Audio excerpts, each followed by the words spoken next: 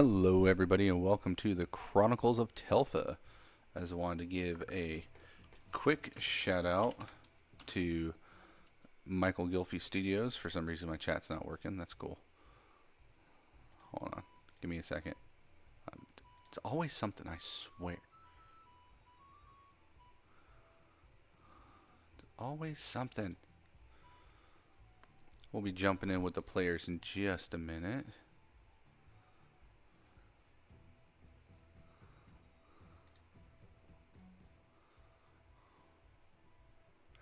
Oh, you know what? I bet you I know what it is. It's because I changed my name, so now everything's freaking out.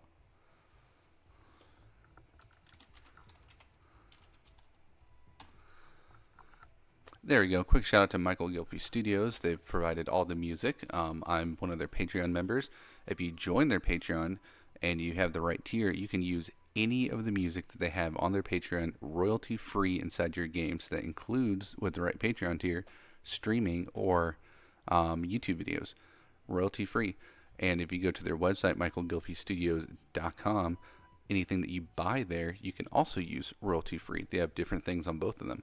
Go ahead and give them a check when you have some time, especially if you're a DM or if you want to lightly nudge your DM towards some good music. They are very great people. I talk to them on the regular inside their Discord. They're awesome. Other than that, let's jump in with our streamers or our streamers with our party and see how chaotic they're being. Hello, everybody. Okay. Oh, hopefully you guys can hear me. What's up? What's up? Okay, you can't hear me. Good. It was freaking out there for a second. Hello, everybody. You don't We're just hear figuring out audio issues now. Oh, cool, fun. That's always how it works. Sorry, my whatchamacallit, my stream OBS thing using the chat within it is freaking out because I changed my name. So it's freaking out on the thing. But it's okay. It's all working out good. Never a dull moment. It never is. But hey, you know what? I was a couple minutes earlier than last time, so fuck you. Hey, I started the stream at the right time. I just couldn't jump in at the right time.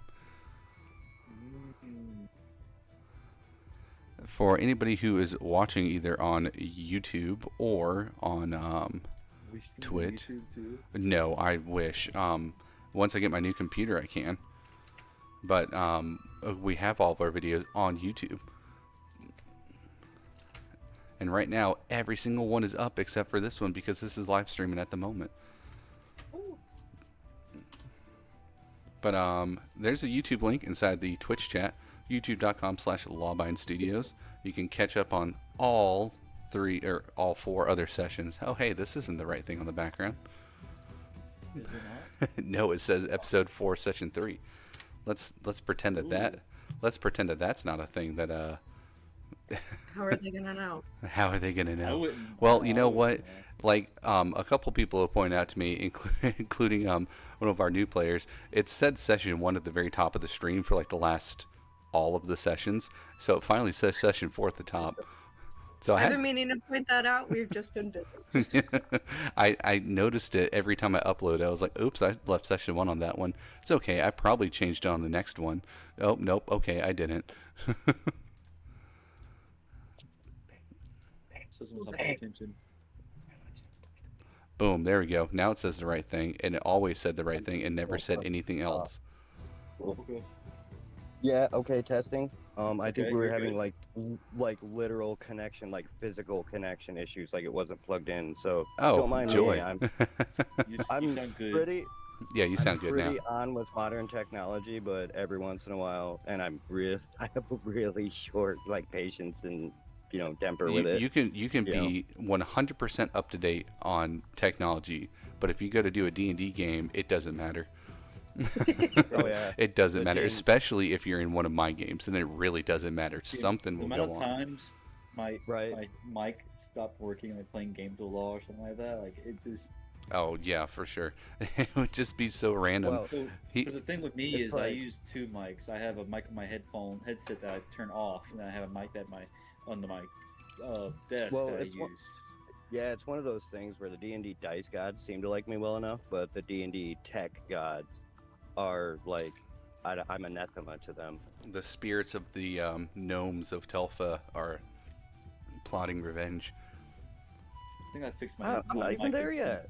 My What the mic fuck? issues Why so do they far. target me? They knew. But we'll do a quick recap, real quick, for everyone. This won't really matter too much to our two new players. One, because they weren't in the last session, but two, they just got done watching all the other sessions, so they're caught up on what we've been doing. So that's kind of cool. We don't have to explain a whole lot unless we, want to for roleplay purposes, which is always fun to do still too. But now we don't have the obligation to do it, and we can kind of like, whatever with it. So in the last session, you guys had made your way down a spiral Oh, staircase was that led you? to Oops. Never mind. we we made our way down a spiral staircase, tumbling down it and then it collapsed above us. We're both on We this were supposed to be inside of a tunnel system that led out of Eastway. You guys actually found yourself in kind of a tunnel system, but it was more so a old gnomish ruin. You guys aren't 100% sure yet what it was supposed to be, but you do know that there are little pitter patters and echoing through the halls. You can only mean one thing, not gnomes, of course, because why would it be gnomes? But alas, you guys decided to start traveling some and found out that it was gnomes. After Otis got shanked in the kidney, very prison style, you guys ended up taking a little rest and continued to make your way through. You also fought a couple of ginormous, slightly mutated little wolves, which, didn't go as bad as it could have. Then you found the best gift that I've ever given you as a DM. You found Sausage the Gnome, your little gnome companion now, because he was one that wasn't trying to stab you in the kidney yet. And then after you guys, what? Who said that? After you found him, you ended up finding what was known as a remnant gnome, which is just kind of like a gnome body that has ghostly memories left within it. He was a little rude, maybe slightly racist towards autumn elves, but that's neither here nor there. And after defeating him, you made your way past a statue that no longer was glowing, where you found a what's the best way to explain what you guys found? It was like an imp. It was like an imp. Yeah, it was kind of like a little demonic impy thing. I know two of the players won't be able to see jack shit for a little bit. It'll be black on the screen. Don't freak out. Yep. Yeah, I see red on my screen actually. that's okay. You can watch the Twitch stream for a second. You see what on your screen? Force HP is tweaking out right now. Oh yeah, it does that. His for some reason is glitched out. I'm not allowed to change his overlay to where I can even see his hit points. So his hit point number is a mystery even to me. Yeah, it does that. Look at all those different health bars he's got. It does that every now and then. Sometimes if you reload, it goes away. Yeah, But you guys found 4 magical pillars that were swirling with energy, which I don't think I explained too much about that yet. But in the middle, you found a magical barrier that had a weird little gross, impy looking thing in it. And the last thing that we had was that this thing talked to you guys within your heads, and all you heard was, "What's up, fuckers?" And then we ended the session. So here we are now. I'm going to go ahead and maybe make the dungeon diving not so cheerful of music, because that's no fun. Are you sure? I mean, it is kind of fun sometimes. But what's not fun? having nice, cheerful tavern music while you're diving through the Okay, well, dungeons. Bro, I swear playing Kingdom Come is it's like House of the Rising Sun every now and then. Good Okay. golly, why is that so loud? Real Well, quick I update. have it turned on real close, so Nah, it's Okay. okay. Real quick update. Yes. Gonna boot me off. I just did, but it's gonna boot me off apparently randomly, so just be prepared. I Oh, can pop right back on, oh, but it's all good. If it happens, it happens. If you have one of those weird things with Discord, like Joker does, where whoa echo, where whenever you join in, it oh hey thanks for the follow from 6 clips. Um, if you have one of those weird things where it geez, I'm trying to think of what I was gonna say. Oh, yeah, where the little entrance music things, probably try to turn that off just just so it doesn't, it just in case anyone's talking. I don't think anybody else besides Joker is lame enough to have that. Whoa. I mean, just saying. No, just saying. I'm the coolest person ever when I walk into a voice Anyways, chat. um, so as you guys will notice, and as the people watching will notice, we have 2 new players today. They will be joining us, 2 new characters. When? Well, wouldn't you like to know, Weather Boy? However, we also have 1 player that is not here today. Torvin, our Sky Dwarf, is not here. But don't worry, I've got a plan. I always have a plan. This isn't my first rodeo. It's like at least my third. But anyways, you guys are all here, and this little weird creature has spoken to you. As it speaks to you, you notice that there are 4 these little circular gray things. These are pillars that go all the way up to the ceiling. The ceiling is about 20 feet above you guys. Over here is what you guys, recognize as a portal that usually jumps between the different realms, such as Dolari, Gilladris, and Moskar. They can also travel within the same realm to other areas, but usually the ones you guys see are huge. They're giant archways. I like to say that if you have ever played World of Warcraft and you know the portals from the Burning Legion, in order to get to like that area, they're like that big. This one, however, is only about the size of a doorway, somewhere between the normal size of a doorway and twice the size of a doorway, a little in between part like that. However, it is not active right now, so it's just a archway that if you walk through, you just walk through to the other side of it. These pillars are covered in a thin layer of a blue, almost indigo magic that matches the barrier that is swirling in a cylinder shape around this demon in the middle. And he's just kind of floating, not even flapping his wings, so it's not even like he's flying, he's just floating within the middle of the cylinder at the moment. And on each of these pillars is some language that is scrolling with the magic as it swirls around the pillars. The language. Go ahead and give me a perception check. Of course. I'm using a brand new dice. Ooh. Oh. This That's a is still way more cheery music than I wanted it to be. A 9. A 9? You can't tell for sure yet because you're over here next to the portal. You do, Yeah, I'm looking at the portal. Of course the portal jumper's looking at the fucking portal. yes, the guy who wants to be a portal jumper is staring at the portal. Can't blame you there. Torvin notices. I'm gonna do a little bit with Torvin here, so we have a reason why he's not just standing there like 4 does when I forget to roll him into initiative. Torvin is gonna Torvin is going to take a couple steps forward, so he's kind of like right up against the barrier and is kind of looking around at it. It's catching his attention because as a Sky Dwarf, especially as you guys know, he's very interested in the gnomish past, especially their magical technology, such as these berries and stuff. So he's studying it very intently at the moment. Vile Tongue is kind of looking back and forth. This demon, who's named Vile Tongue, he speaks to you again inside your head and he goes, "My name is Vile Tongue, and you guys are gonna be my fucking heroes. Why? Because you're gonna let me out of here, and I'm gonna let you out of here before all those wild ass gnomes come and eat you. Yeah.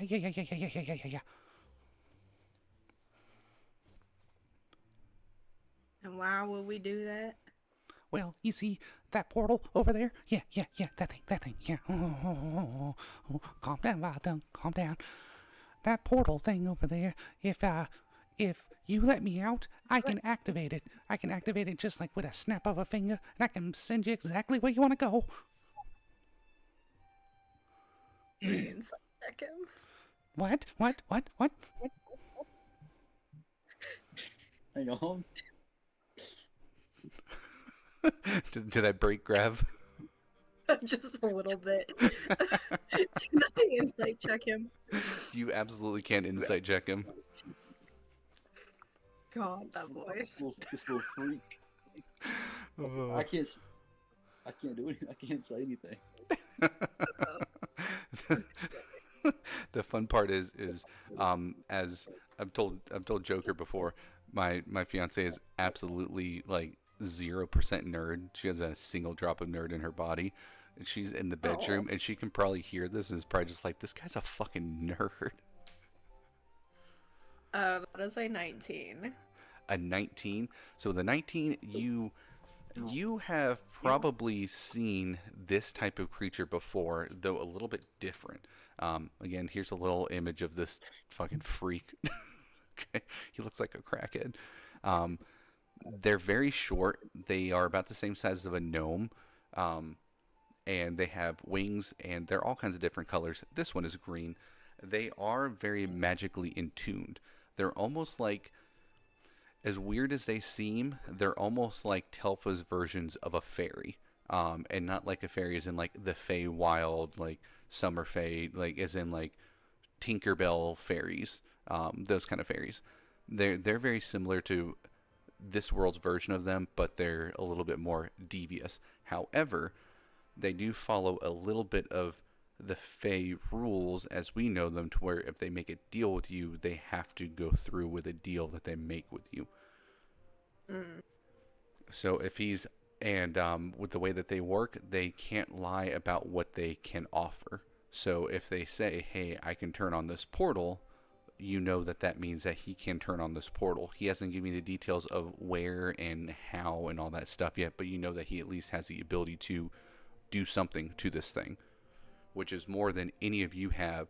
Portal magic, unlike with regular spells in D&D, portal magic is still one of the pieces that I've kept from the actual book series, which has a whole different magic system. And because of that, you're not going to get to a certain level and be like, oh, I can learn how to activate portals. It's something that would be outside of the spell system of D&D when and if one of you guys learn it. So none of your characters know how to activate portals. It's a very niche magic style that you have to like purposely train for years in order to become that. That's why some of the people who maintain these portals are paid a good amount of money to maintain them. Mm-hmm. So you see he's sitting there and his fingers are like going all kinds of spazzy. He definitely just had like 3 or 4 doses of pre-workout is like the energy you're getting from this dude. He's excited. He's ready to go. And he keeps looking back and forth. He's like, yeah. All you gotta do is you gotta take the magic off of the pillars over there. And if you take the magic off of the pillars, then I can be out of this barrier, and then I can activate the portal for you. All right, Balrung. I think that's what you said your name was. Vile tongue, but yeah, that's right. Vile tongue. Balrung, right? All right. Yeah. Why are you even trapped here? Is this question I want to ask you. Because the gnomes were dickheads. You guys have those in modern times, right? I don't know. I've been down here for a long time. Dickheads. Yeah. So let me tell you this. So what happened was, yeah. So I came down here in order to get some information. I got this scroll, which I still have on me because they're dumb and they didn't take it. And once they found me, you don't got pockets, do you? You don't know that. Okay. Do you need proof? Do you need proof that I can do this? I guess. All right, I'll make you a deal. I'll show you proof that I can do this, and I'll even give you this lovely scroll of gnomish information that nobody else knows. All for your freedom. For my freedom, yeah. And I'll activate the portal for you somewhere here outside of Eastway when you guys free me. Give me 1 second, guys. I'll be right back. I'll let your characters discuss it for a second.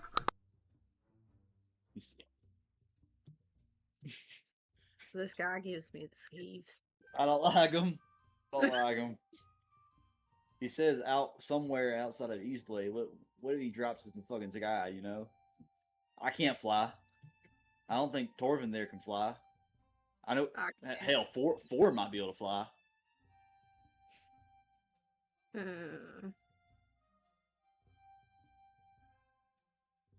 Oh no. I wonder what's up that way. I can't open. I can't open this portal, and I just go through them. You know.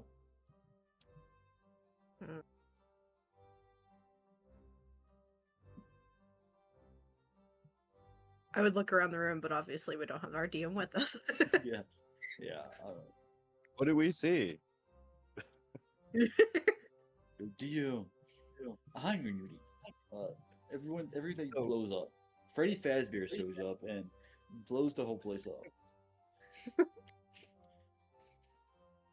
Freddy Fazbear. What's up? So I was telling Law about it's neat that you guys will hear. I don't want to spoil it because Joker already knows how I'm going to talk, but it'll be different for my voice, obviously. But I love how everybody's doing at least a little something to affect how they talk, including you, Grab. And I was mentioning to Law that, like, I'm not trying to make fun or anything like that, but yours slips every once in a while, but it makes it all the more better, Grab. Oh. I'm still learning the accent, to be honest, so The funny thing is both Otis and V has a little bit of a southern accent. Yeah, so yours just comes out. Yours sounds super natural, but I think it's because it is. Because it is natural. Or mostly, I'm making my voice a little deeper than it is, but. Oh yeah. I'm trying to keep my Alley character voice to sound a little more unsouthern, but it's hard. Yeah, so we know the difference, but yeah, it's a little harder to tell with you, whereas everybody else is like, oh, that's totally Grab, that's totally V, or Vi or V. I have returned. Okay. All right. So, you guys have been discussing it for a second. I haven't heard what you've been discussing, but Vile Tongue is sitting here twitching slightly to the side every now and then. Yeah. I don't like that. He sounds like a crack. Yes, he does. Just a bit. He may or may not be addicted to magic. He sounds like a cross between a crack addict and a fucking porn addict. I don't know. Why not When both? you said addicted to M, You see, after a moment, Vile Tongue goes, All right, guys. Do you need to see my examples? I'm gonna regret this. Yeah, let's go ahead and look at these examples. All right. So you see that Vile Tongue looks over at the portal and he snaps his fingers. When he does, the portal lights up a light red color, and you can kind of see through it a little bit, and it's the middle of a desert. Oh, hey, thank you for the subscription. Somebody subscribed to us. That's very awesome. Appreciate it. You spelled aren't wrong. What? My bad. What the fuck? What are you talking about? It's aren't. You said aren't. There's no E. Oh. Oh, well, you know what? It's supposed to be Southern twang. Aren't you? It'd be ain't you just a treat? No, aren't you? Aren't you just a treat with your washing machine? Aren't. I know what I'm about. Quiet you. So anyways, Vile Tongue snaps his fingers, and when he does, the portal lights up red, and you can see a volcano way in the background, almost like it's a picture. He snaps his fingers again, and it changes to a dark green color. You can see it's the middle of a thick, luscious forest. He snaps his fingers a third time. It is now a orange hue, and you can see a raging desert outside. And then when he snaps it for a fourth time, instead of seeing something on the other side of the portal, you actually see something come through the portal. You Oh, see yeah. Oh. two individuals almost the second that the portal opens up, jump through it, and then Vile Tongue snaps his fingers again, and the portal is closed. It is now off again. He goes, Oh shit, I didn't mean, oh shit, oh shit, oh shit, I didn't mean to do I'm, that. I am glad I was not near the fort. um, Who are y'all? so before you guys talk about who you guys are, let's go ahead and take a look at some characters. We're going to start with Zelia. Zelia, why don't you tell us a little bit about what your character looks like, maybe what class they are, and what other information you want to spill the beans on for your little introduction here.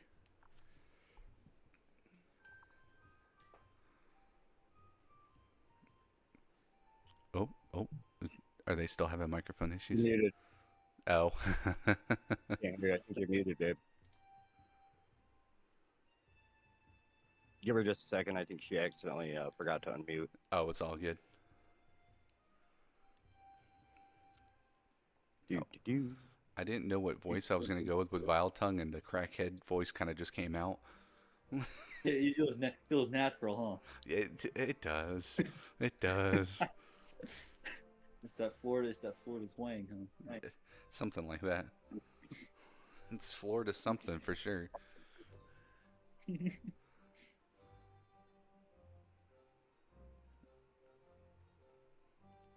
Well, while we're waiting for her microphone to fix up, Arca, why don't you go ahead and explain to us what your character looks like, a little bit about him, his class, his name, all those kind of things that you want to spill the beans on.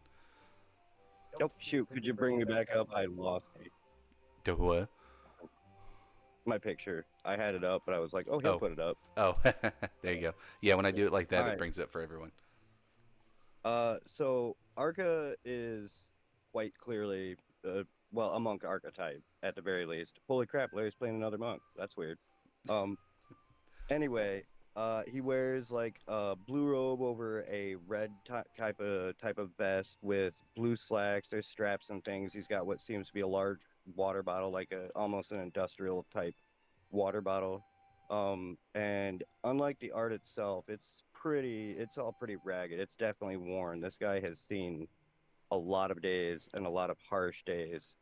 If you notice in the art, he has this red, like violetish, pinkish, sort of key coming off his hands, and that'll come into play later. And I just noticed he doesn't actually have pupils or irises in the art, but I'm gonna say, like myself, he actually has hazel eyes to go with his dark hair. Looks definitely stern and serious, scarred. And he's wearing something of a scarf around his neck that you can tell by. It's not that it doesn't match color with everything else, but it just seems out of place. Like that might be something has nothing to do with if this is a uniform or just something like that. That's definitely seems to be out of place. And otherwise, the only thing that's kind of also out of place is he doesn't have the regular monk or martial artist type soft shoes. They're definitely like almost like work boots you'd wear in a factory. Interesting. Yeah, that's Arca. Alrighty. And then Zelia, if your microphone is working now, why don't you tell us a little bit about your character? All right. My name is Zalia de Venus. I have cascading, voluminous dark hair, pointed elven ears, and brown eyes. My skin possesses a distinctive ethereal iridescent shimmer, and I typically dress in practical, sturdy leather. And I tend to carry myself with a poise that blends grace and performer. I'm always observing and always planning. Very interesting. And And what race are you? I am a Earth Genasi. Yep. So then that means that with Telpha, you are a spring elf. Yeah, I'm a spring elf. And I am also a divine soul sorcerer. Very nice. Very nice. Very interesting character there. So yes, you two come through this portal, um, probably just about as surprised as the rest of them, I would assume.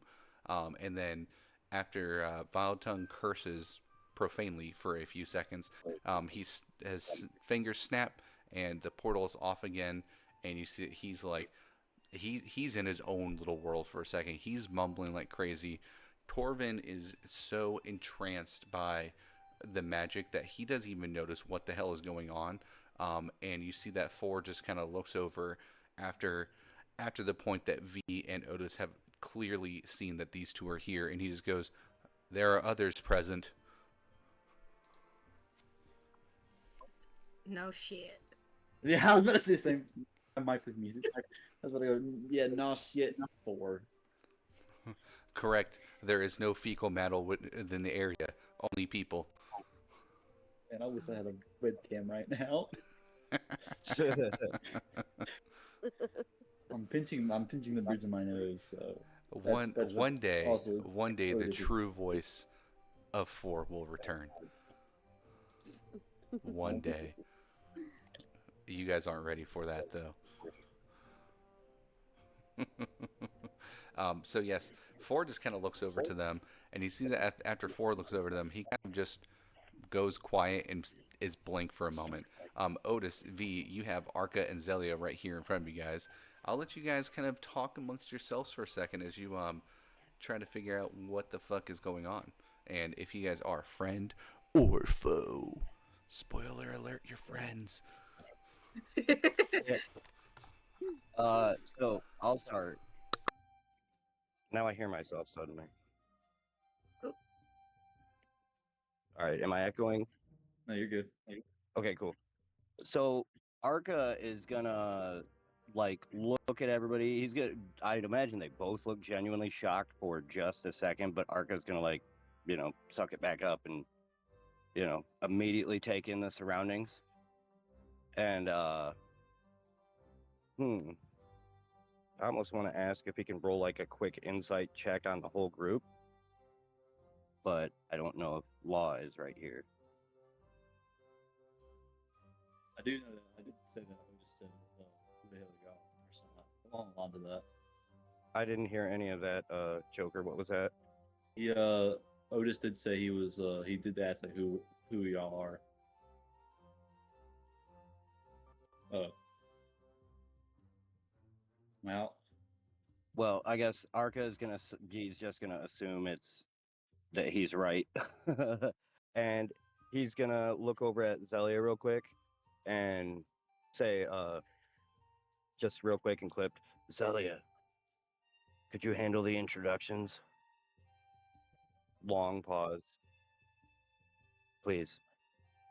And then he's gonna look right at Four and say, you come with me.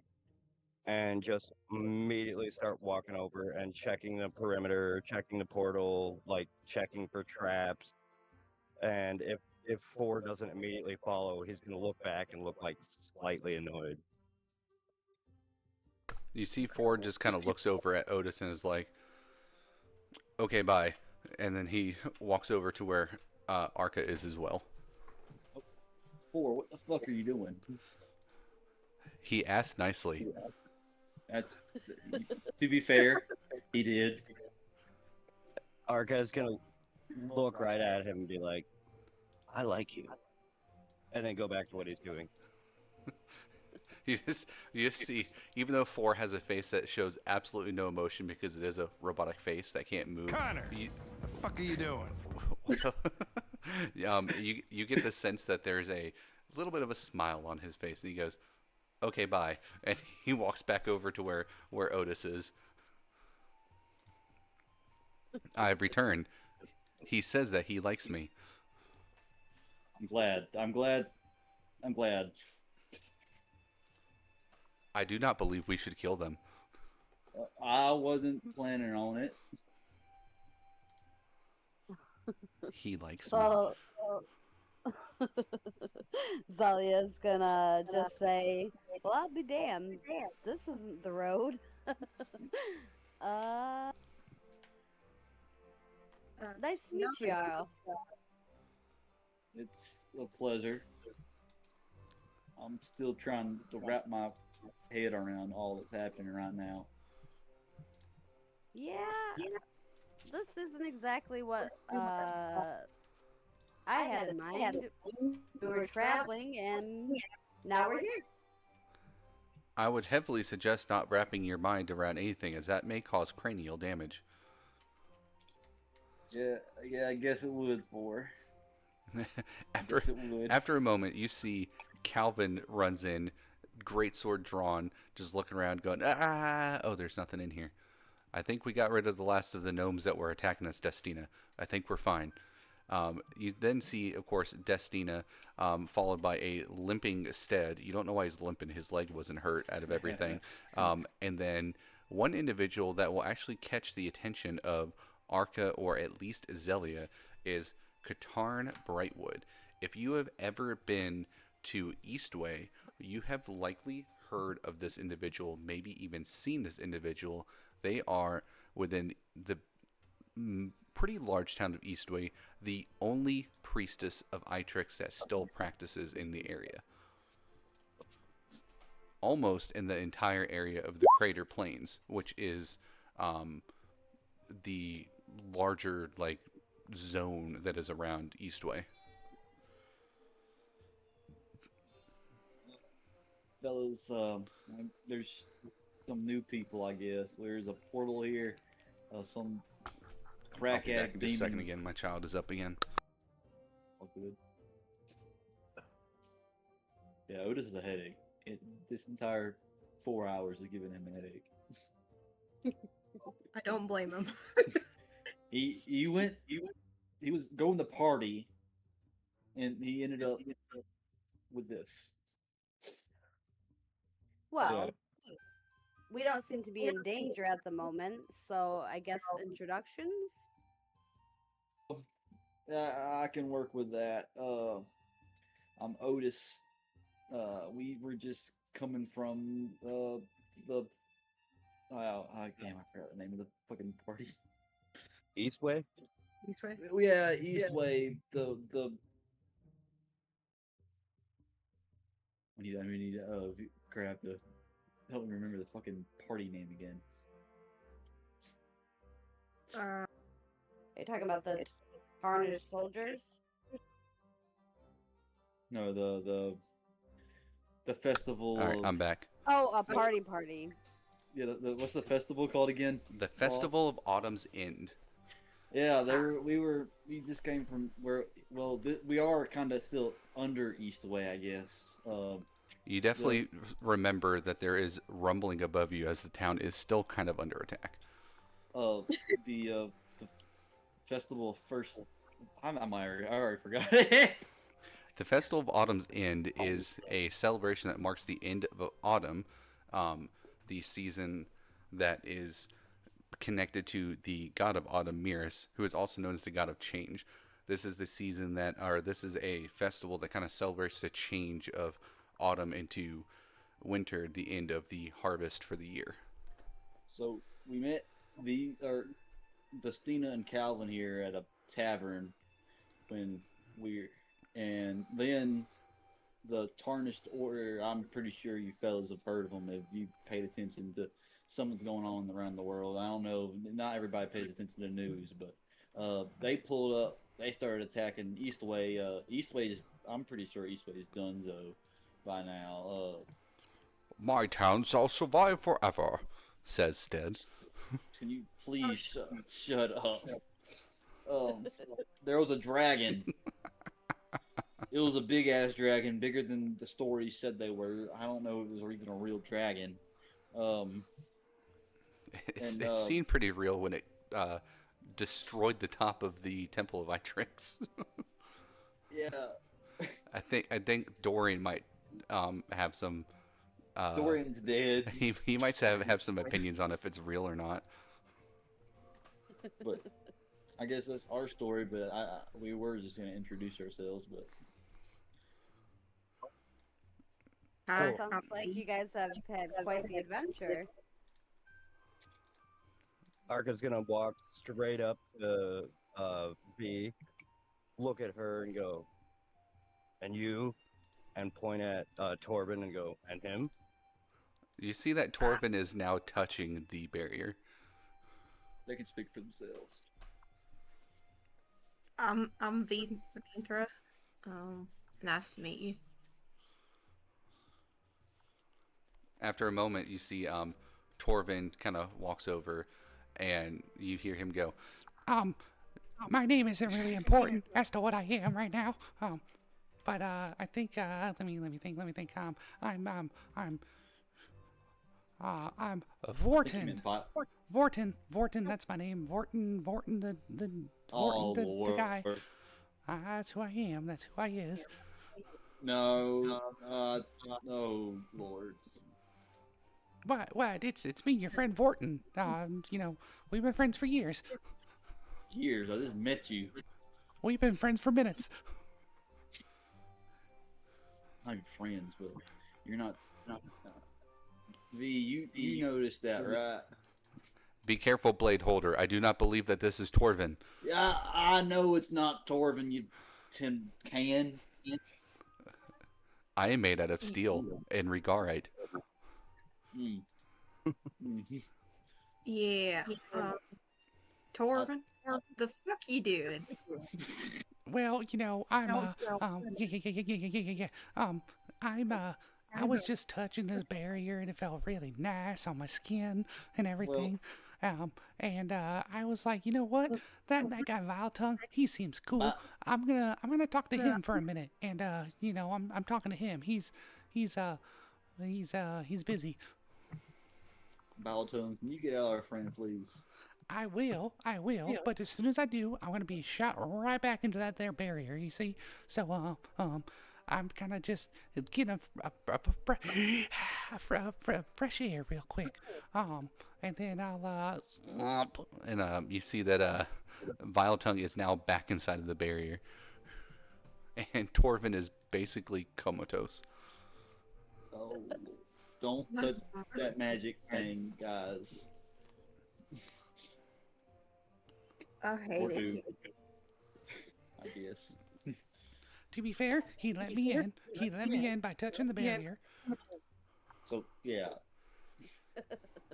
Well, you're all in. Or, well, actually, Thea, you can touch the barrier if you really want to. Four goes, "Should I touch the barrier?"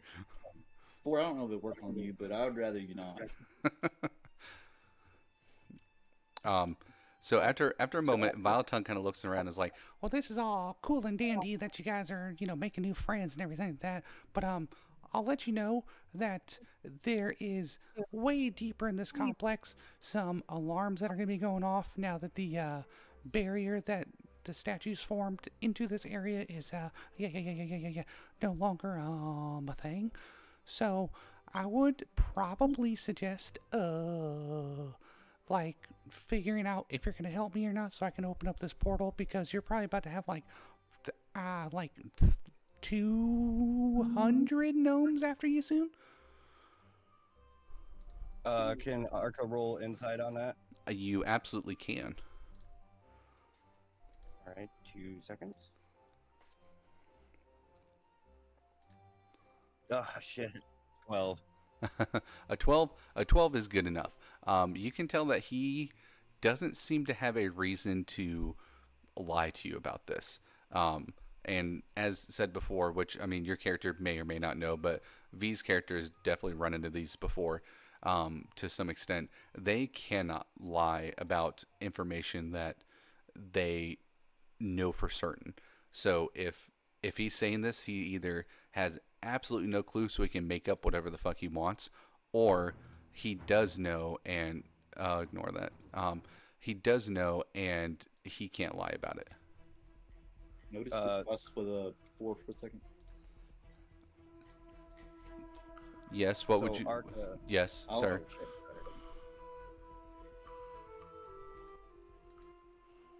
who's going? I Okay. want to switch spot with. Oh, you want to switch spots? I thought you said you want to talk to him. No. Oh, okay. So Arca is gonna go ahead and say it's hard to tell, but I think he's telling the truth. but he Otis is might gonna be full of Otis shit. is gonna look at somebody, and he's like gonna nod his head to the other side of it, and like kind of like look like he wants to use the distract thing on the other side. You want to do what now? Otis wants someone to distract. He's like non-verbally saying he wants someone to distract the thing. Oh, yeah. He just kind of looks at someone, nods his head to the other side of it, and just. Is there anybody who would like to try to distract Vile Tongue so that Otis can try to do whatever the fuck he's about to do?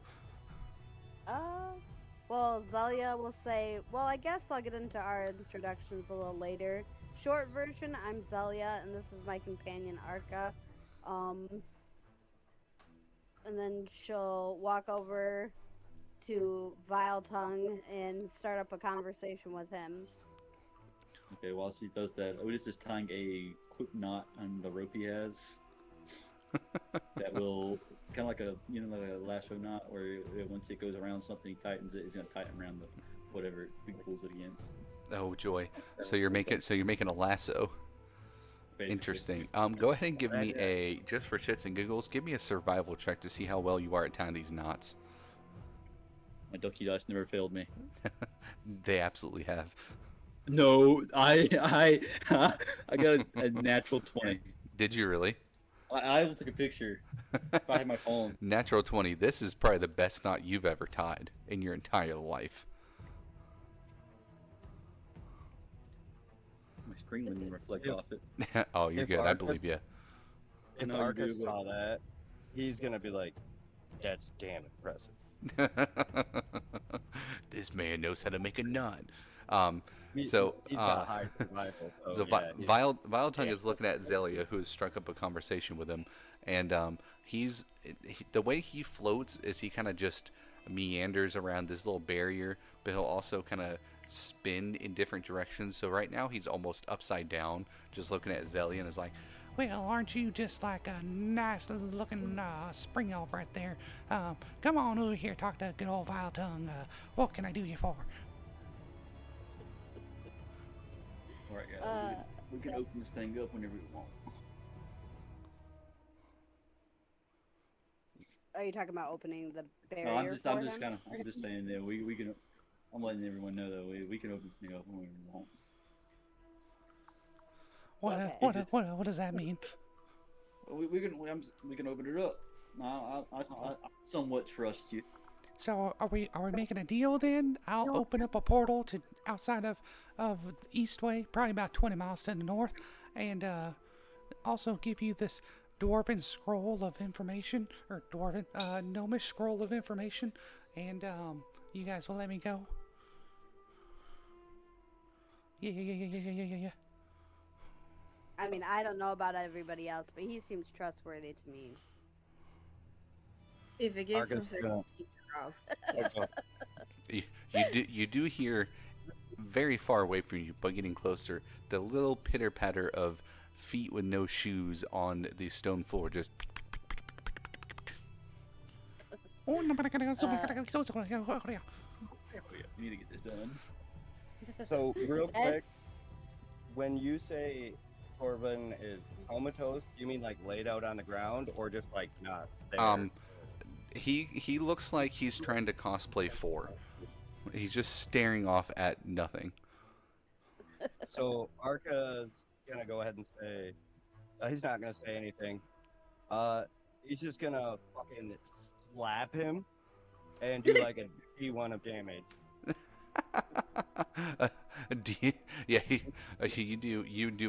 You do 1 damage to this man. He's just like, yeah, I'm here. I'm sorry, it seemed necessary. I love y'all already. Rolling 1d1. Whoa, you got Whoa, a natural Vile 1. Tongue. It seems that we're going to go along with some deal you struck with them. So, how do I go about letting you out of here? All you have to do is damage the 4 pillars just a little bit so that the magic that's around them stops being like there, and then it'll cause the barrier that's around me to collapse long enough for me to exit the building, as it were, metaphorically speaking. Okay, then I say we each take a pillar and get beating the shit out of him. Yeah, as soon as Arca heard that, he already started walking towards the southwest Whoops. pillar. There we go. I accidentally turned the volume on my stream. All right, so all of you guys are gonna, let's see. So Zelia's taking a pillar, Arca's taking a pillar, V is taking a pillar, and Otis, are you gonna take a pillar as well? No, you don't tell Four to take the other one. All right, I shall take on the other pillar. You see, he pulls out his long sword and looks ready for battle. I'm gonna have all of you, instead of just rolling a attack on it because it is a stationary item, I sure hope you would hit it. Instead, I'm gonna have you roll just your damage that you would roll as if you hit.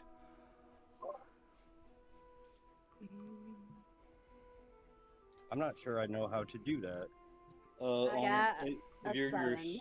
if you're in your roll 20 sheet on the it says in your attacks it says damage slash type and you just hit that. It'll I don't know if it's on Damage type. All right. Yeah. Yeah, another character I gave unarmed fighting to, and this makes even more sense than Talia in the other game. So, yeah, D8 plus 3. Daggum, Did it 10 roll? damage. Yeah, it rolled. Sometimes it takes a minute. And then Okay, so real quick, you see that key from the picture just sort of wrap around his hand, and just a straight punch to it. very nice. As Arca, as you hit it, you see that the magic that is around the pillar starts flickering a bunch, showing that it is damaged enough for the moment. V, why don't you go ahead and give me what your damage would be on your pillar? 6. 6. With a 6, you also see that your pillar starts flickering as if the magic has been damaged. And then Zelia, what did you get for your damage? 7. 7. Yours also starts flicking. The only one that doesn't start flicking is 4's. You see that, of course. You see 4 only got a 3. Joker, don't you fucking do it. You see that after a second, Calvin just walks up and is like, oh, screw this, I'm helping. And he's going to roll his damage. Let me see what he... let's see. He's going to take As his... long as he gets like Dorian. Let's see. What did he roll? Five. I'm trying to move my friggin' things out of my way. A 5. You see that with the 5 and the 3, it is enough. This one starts flashing as well, and the barrier that's around Violet Tongue starts flickering, and then all of a sudden it is gone as well. And Violet Tongue moves so that he is outside of where the barrier will be when it comes back up. And after a few seconds, the barrier does come back up, and Violet Tongue is just like, Oh, fuck yeah, I'm free, baby. All right. Open that portal up for us then. Let's get out of here. I absolutely shall. First, I will give you the gnomish information I have. and you see that he just kind of sticks his hand behind his back. You see his tail wiggle a little bit, and yeah, he does have a little tail. You see his tail wiggles a little bit, and his tail comes out holding this scroll like wrapped around it, and puts it in his hand, and then he just hands it to whoever is closest, which appears to be Otis. He goes, Here you go, sir. Pleasure doing business with you. Otis is I'm pinching sorry, this this was a stuff. photo of what? What? Otis is pinching it between his 2 fingers. Goes, it is absolutely clean.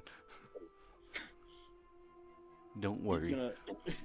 He's still holding it like that. He's gonna put it somewhere in his like rucksack on his side, something like that. And then after a moment, you see he looks over at the portal and he goes, Boom, baby. and then he snaps his fingers and you see the portal lights up a light bluish color, and it is now active and remains active. And then he just kind of looks back and forth at you guys and goes, All right, the portal is active. Should take you somewhere between 15 to 20 miles outside of the city that we're above. It'll take you to the north somewhere. I just tried to look for other life forms and make something that was close by. Let's do this. all you gotta do is go on through it, and then after all of you are through it, it will close on its own. That way you don't have to worry about any of those gnomes running on through here. And what about you? I'm going on fucking vacation, baby. I've been stuck in here for like 2,000 years, or well, about 500 years. You're not going through that portal with us? I don't necessarily need the portal, because I can do things like this. Lord. Yeah. you see he just goes almost in like you hear what sounds similar to the grunt birthday party if you headshot them in Halo. You hear bling, and then So, he's gone. As soon as he disappeared, like right before he disappeared, Otis like threw the lasso thing around him, and he disappeared as soon as it like got to him. Oh yes. He I had him roll a perception check where you guys could not see. He absolutely saw the rope. Fuck. Well, there's no guarantee this is gonna take us where we want to take it. We have no creature here to help us, so Make way! yeah, let him go first. You see that Stead I was- goes I was through the easy. portal. I've already been through one that I didn't intend to anyways, so wherever it takes me is probably better than here. You do hear the pitter patter of naked gnome feet getting even closer. We're getting to this Okay. point. Arca's gonna kind of get Okie dokie. behind Otis and basically just make sure he's the last one, that Arca himself is the last one through. Is Torvin going? and everything Torvin's else. going? Yeah, Torvin's going through, right? Torvin's going. Everyone will be going. Don't I worry. have to carry him like Everyone. I didn't have to carry him like steady, right? Oh no, he's just pretty much just kind of NPC following you guys at the moment. All right. Otis is gonna go second to last, right before Arca. Then Alrighty. Right before he goes, Arca's gonna go, I saw you miss, but that still is the most impressive damn knot I've ever seen. thank you, And kindly. then follow him through. All right, you guys go through the portal.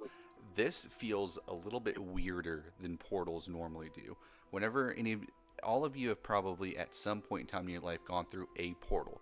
It is essentially the way to fast travel through the different realms of Telpha as well as inter-realm travel. So if you wanted to go from the Crater Plains area, which is where you guys are at now, over to the opposite side of Dalari, you guys would usually use a portal. Doing so is just like walking through a door, except for the temperature changes a little bit because you change to a different region. This time you feel your body kind of squish a little bit and stretch a little bit. It almost feels like you're having a weird trippy experience. And it both lasts in your mind, it lasts for only a moment, but also lasts for a few minutes. It's kind of both at the same time. It makes no sense. And then after a moment, you guys are just boop outside of a campground. And you guys are down here. Otis shudders as we make him way through the portal. You see that Stead is the only one that is not with you guys. He went through the portal probably about 15 seconds before any of the rest of you did. Stead doing. This man's not gonna last very long. Honestly, Arca's gonna say when he notices that Stead isn't there, just outright, where'd the fat one go? fuck if I know, fuck I care. Oh. I see Torvin just goes, I'm going to see if I can find somewhere to lay down. You good, Torvin? I think so. Otis can see what he can see, right? Yes. Yeah, you can see everything that you can see right now. Hey V, there's the searches again. Do you know where we are? Well, the demon thing said we were about 10, 20 miles north of Eastway. So I guess this is where the refugees from the destruction of Eastway went. And these soldiers are familiar to you? These are Eastway guards. Oh yeah, These are all the people that you see here that are human are surviving Eastway guards. They look pretty rough, and then the male and female NPCs that you see that are human are just residents of Eastway that have escaped. Knowing that they have escaped, I'm going to have one of you, I'll let you guys decide who, give me a insight or investigation check with advantage real quick. I'll let you guys decide who does it. Who done did it. Wants to do I it. have a pretty strong insight. Feel free. Yeah, so does Arca. Uh, You wanna quick throw fingers? We'll both roll a d4 and see what comes out. you go ahead. Roll the d4 or just do the insight? You do the insight. All right, cool. I think my yes, get off there. There. Give me 1 second. It closed. 17. 17. With a 17, knowing that Vile Tongue told you that you guys are going to be transported to the north, you look back to the south, and you notice that off in the distance, you can see what remains of Eastway, but it does not look like it is currently under attack. It looks like it is smoldering as if the attack was a couple days ago, not a couple seconds ago. You also start to think about the fact that if they've already set up a refugee camp here with guards and with people, they couldn't have just been during the attack. That attack was less than an hour ago, fellas. Yes, it absolutely was. It was probably the second that the dragon was seen in town was probably about an hour and 15 minutes ago. In game time, obviously, or in story time, I guess. So it kind of throws you off for a second that there's already a refugee camp here. Arca's. Oh, go ahead. Sorry. Oh, no, go ahead. Yeah, he's probably about to say the same thing you were. Arca's gonna start looking around and say, if they've had time for this, we might have lost a few days. Maybe at the max, but I'd count for maybe a couple hours, 2 hours a day at most. You guys all hear a familiar voice inside of your head. Hey guys, I just wanted to let you know for a second, I may have fucked up just a little bit. It's been about 4 days since you guys went through the portal. I got really concerned, but I'm glad to see you guys are out of there. All right, I'll talk to you later. Bye. 4 days. 4 days. You see four after a moment goes, I believe it has been 4 days since we escaped Eastway.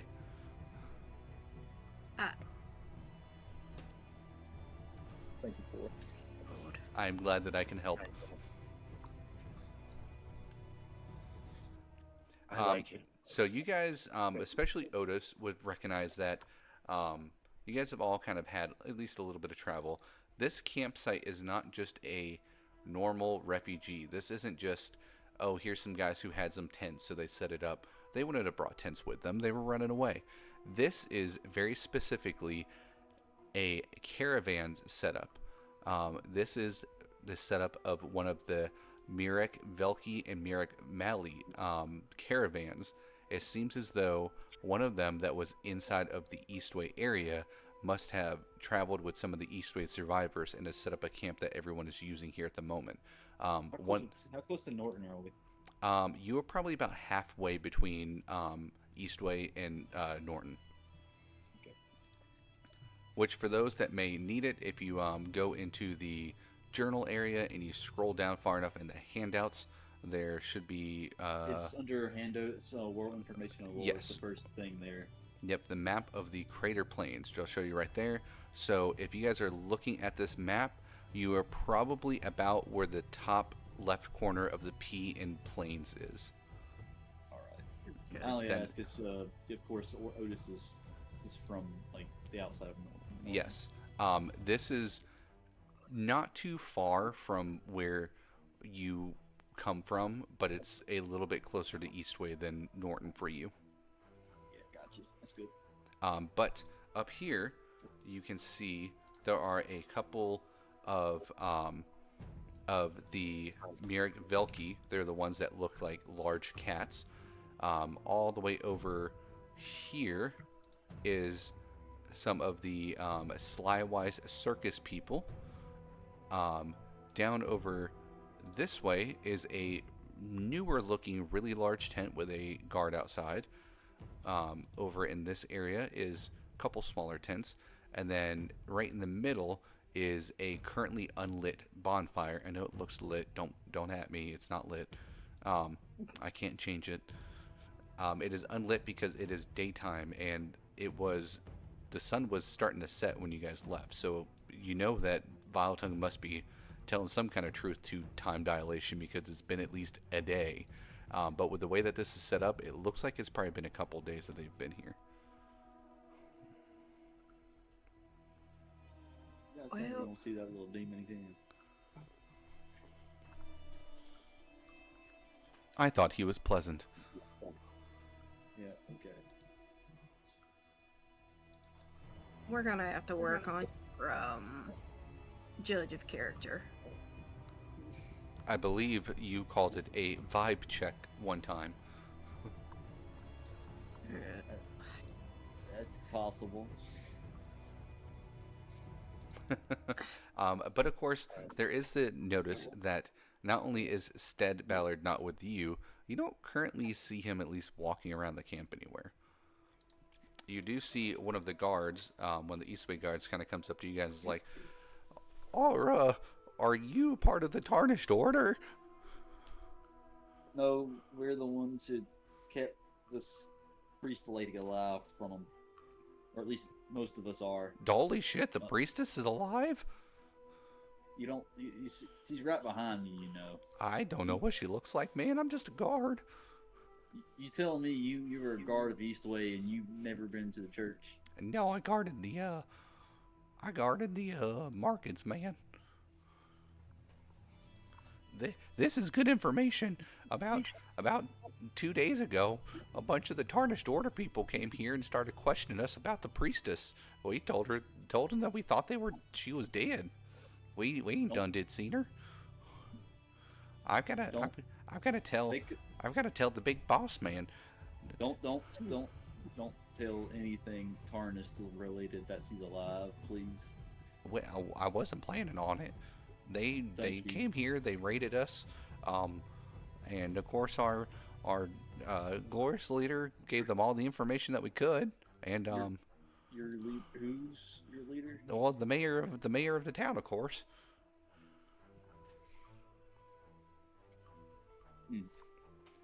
Mayor Stead, come out here. You see the newest looking tent. You see a individual step out of it, and it is of course Stead Ballard. You see that as he steps out, he turns pale as fuck. He looks like he's seen ghost seeing you guys. He goes, "Oh, you survived. Very good, very good. I'm glad you survived. That is fantastic." Yes. Oh, no shit. The Tarnished came, but we chased them off by giving them everything that they asked for, which was information. I told them that we thought you guys were dead. I went through the portal and you guys didn't come through. That was 2 days ago. Can Arca run an insight check? You don't even need to run an insight check. He is telling the truth on this, but he's also kind of withholding a little bit of information. The information he's withholding is more along the lines of how it went down instead of that it went down. He's trying to make it sound like him giving in to the Tarnished Order's demands and giving them all the information that he could was some heroic way to distract them and send them elsewhere, when it was just that he didn't want to die, so he told them that he didn't know where the priestess was. Alright, Arca. Oh, sorry. Go ahead. He's like, look, telling me maybe we should have left him instead of Dorian. Yeah, Arca's gonna just look at him and say, "I don't think he's telling the full truth." Well, yeah, it's Stead Ballard. the That doesn't mean notorious anything. fearless leader, the one who was telling all of Eastway don't worry about the Tarnished Order. They're not real. When everyone knew they were. You It's see, the same guy who's been passed out for the past hour, at least for us. you definitely know that he was pretending to be passed out for most of that. Yeah, he was. This guy was scared shitless.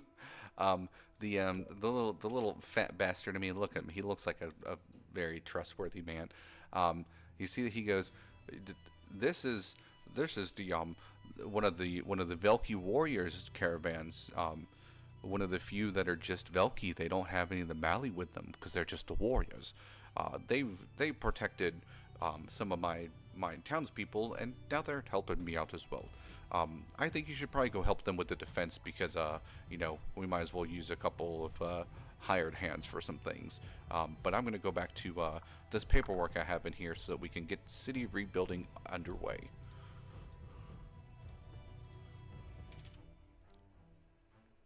And he is gone. He just runs right back inside the tent.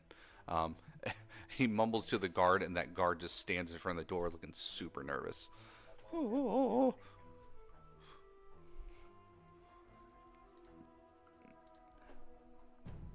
But you do see Destina, Calvin, and Katarn are going to step forward a little bit, and they're just going to kind of look around the town. They let you know that they are going to obviously not go anywhere, but you do see them all start kind of going and talking to different Eastway townspeople, some of the guards, some of the civilians and stuff, kind of just checking in on them to see what's going on. Four decides that in order to not make people freak out because they might not like the color of his clothing, out of all things, that's what he decides. He's going to go check on Torvin for you guys, and the four of you are left within this caravan. And way up here is where you guys were told is the tent that belongs to the caravan's leader or the pack leader.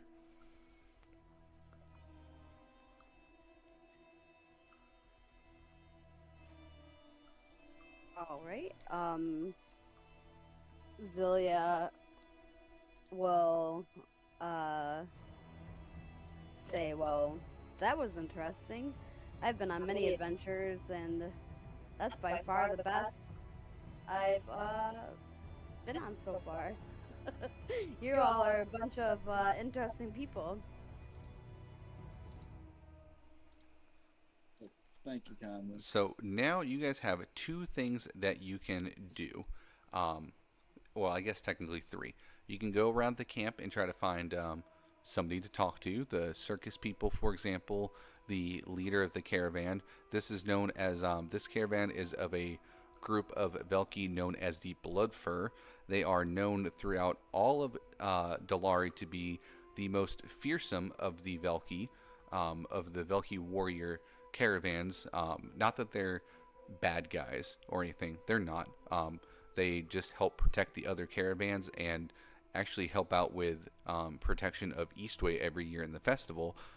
They are just the best of the Velki's warriors are the Blood Fur. And they're the ones who own these tents and everything. You can also talk to each other and kind of get a feel of what was going on before or during the attack. That way, Arca and Zelia can kind of be in on the loop of what your guys' mission appears to be, or you can just talk to some regular civilians and see what's going on. Well, Zelia being her, would like to get some introductions out of the way. I guess it's a perfect opportunity too, since she has some fellow thespians around. She'll go ahead and introduce herself, do her spiel. Otis V, you guys can do a long rest, by the way. Oh, thank God. Thank you. Well, it's nice to meet you guys. Wasn't planning that. My name is Zaya Divinis. I'm what you would call an advance agent for the Painted Veil players. I travel ahead of my troop to scout venues and curate exclusive experiences for the elite. This here is Arca. He's my primary associate. he has a steady hand. He deals with the riffraff when I'm too busy doing my craft.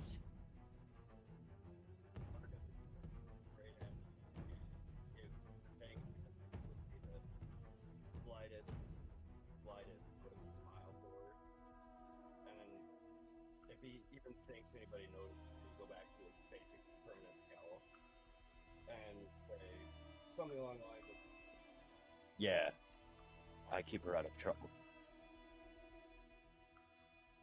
Well, it's a pleasure to meet you both. I'm Otis Gertson. I'm a member of Portal Jumpers. Yeah. I just kind of got roped into this business because there's a lot of shit going on that honestly I don't understand all the way through, but I got some form of duty to do it now that I'm in it. Zelia's, while you're talking, going to pass out her card. She's got business cards. Hell yeah. It's a pleasure to meet you both. I'm Vinthra. Just kind of rambling around. I guess I was actually with Ronsley over there, but not a big fan of him. And out of character, so players know, but characters don't. Would somebody who's a nomad be pretty familiar with these carabineers? Probably. They are also nomadic. That is exclusively their way of life. They do have a few small settlements that are permanent, that are hidden. Like nobody besides the Velki and the Mali know where they are. That's where they raise their young at. But these caravans go around. They do trade and stuff like that. This caravan is specifically one that goes and helps other caravans with they're in more dangerous territory. But otherwise they keep to themselves, and they sometimes hire themselves out as almost like guard versions of mercenaries to help other traveling groups. So it's very possible that if you've been in a nomadic caravan of some kind as well, that you have potentially had these guys even help you out from time to time. All right, he's gonna say they're warriors. We're definitely safe here.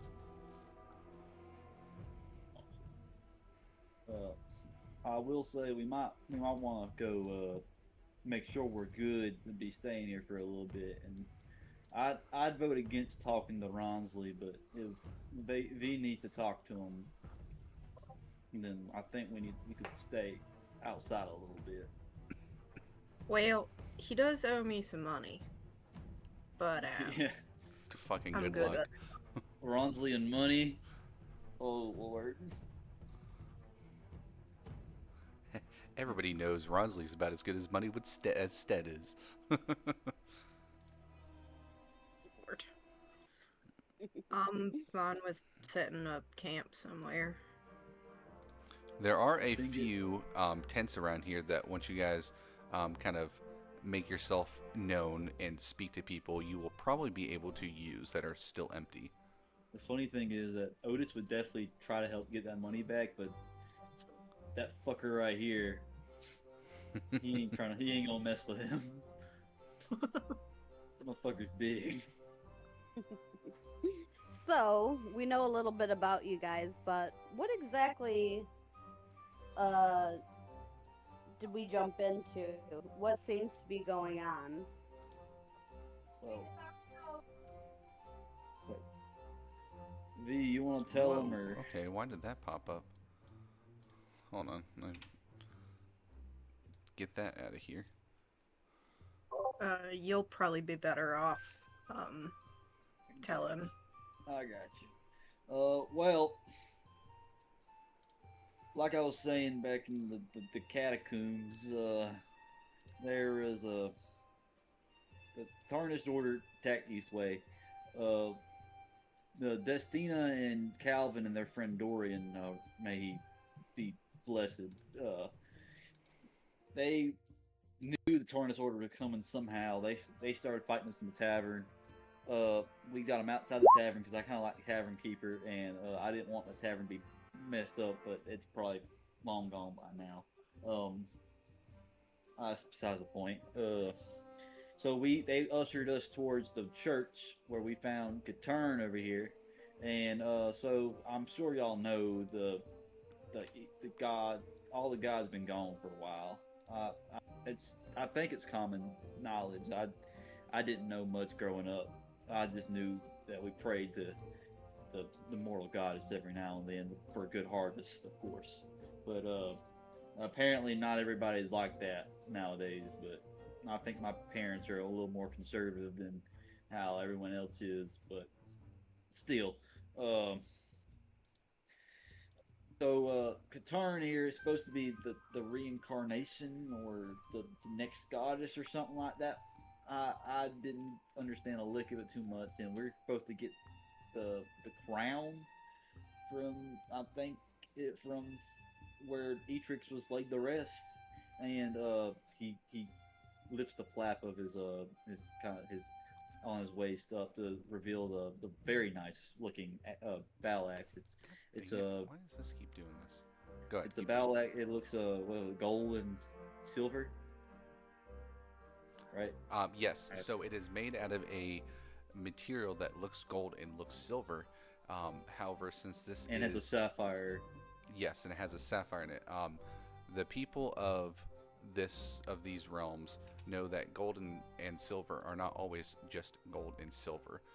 In some cases, they are actually a metal that looks like silver, known as regarite, and a metal that looks like gold, called arumite. These are two incredibly rare. There we go. They are two incredibly rare materials that are used in special forgeries to help with making magical items. Arumite is supposed to be something that can only really be forged by members of the order known as the Arumite Order. Anyone outside of that order, if they try, they can make things, but it won't be magic. So it's usually a big deal when you see something like this. But these weapons specifically look far greater than anything that has been forged by anybody you guys know. So yeah, apparently I have some genetic blood thing that lets me wield this thing and doesn't let other people wield it. Apparently Torvin has the same kind of thing. He could have done it, but he let me get it. But it was a sword, and apparently it's also a key to open up her tomb. And we gotta find that tomb before the Tarnished Order does. Otherwise, they're gonna become a god and not return. So to put it in a little bit more accurate terms there. I explained it like Otis would explain it. I'm sorry. Yes, very good. So to explain it for anybody who's watching, or for our newer players, in case it hasn't been explained super well in the other sessions, there are 6 blades of Itrix. They were once imbued with power directly from Itrix before she gave up her godhood to become immortal. It is said by some, although never confirmed, that using these 6 blades is the only way to open up her tomb, and that there's rumors that her crown, which she put her godhood into, is within her tomb. The leader of the Tarnished Order is believed to be after these so that he can collect all 6 of them and open the tomb and gain her godhood. Whereas Katarn is supposed to be the one who actually gains her godhood and either replaces her as a god or becomes her reincarnation. It's not really 100% clear how that part of it works. But that seems to be the major mission for this group, is to gain the 6 blades of Itrix and help Katarn ascend to godhood to replace the lost goddess of spring. Would Zelia have some recognition of this? Oh, absolutely. Because of your past, you have heard not only this story of the 6 blades before. Never confirmed with you either that it was real, but you have heard of her tomb before. Its exact location is lost, but being a spring elf, you have definitely heard the story of how Itrix gave up her godhood to become a mortal, to take almost the form of a spring elf, and lived among others. She had 6 very trusted guards who she made these weapons for, and those 6 guards eventually ended up forming 3 of the largest knight orders within Dalari. There is the Aramite Order, which was created by 2 of the original holders of the swords 2,000 years ago before she died, or right after she died. There is the Order of Blood, almost like a bounty hunter group of knights that was formed by 2 other of the original sword holders, and then the Order of the Storm, which are essentially the guys who go around and help those who can't help others. They're the more noble of the knight orders, which was created by the last 2 members that used to hold these swords. Something that you weren't really made aware of, nobody really was, were these guardians, such as 4. These are essentially the Telpha version of Warforged. They, race-wise, they are known as guardians. There is supposedly 1 for every sword, and their goal or their mission is to protect those who hold the swords, so that they can eventually, keep them out of bad hands, or keep the protect the sword holders alive, and potentially, if a new god or goddess is ever created, to eventually protect them as well in place of the 6 guards that Itrix once had. But this is definitely a story that you have heard before, to be, even though it's never been proven to be fact to pretty much anybody, it has been told to you as if it is fact, especially amongst the spring elves. Okay. Seeing Otis's sword, Zelia will kind of give it It does a look glance. like an axe. Oh, okay, battle axe. Zelia will kind of look at it and, get lost in thought a little bit and kind of snap out of it and be like, I have heard some stories, but I thought it was all just mythical bullshit. I guess it's more than what I've heard. After a few moments, you see one of the Velki, who looks like a snow leopard. This one is a little bit taller than a Velki normally is, but is also a little bit more buff. Not necessarily in the, oh man, he looks muscular shit. He kind of looks like the, kind of like how you see in strongman competitions, where there's muscle there, but they've got some meat on top of those muscles. He's a bigum. And he looks similar to He's a chonkers. He's a chonkers. How tall is he? He's about exactly a half an inch taller than you. He's pretty tall. You see, he comes up and he looks at the rest of you. He doesn't seem like he's wanting to fight or anything, but you just see he goes, Oh, more survivors of Eastway.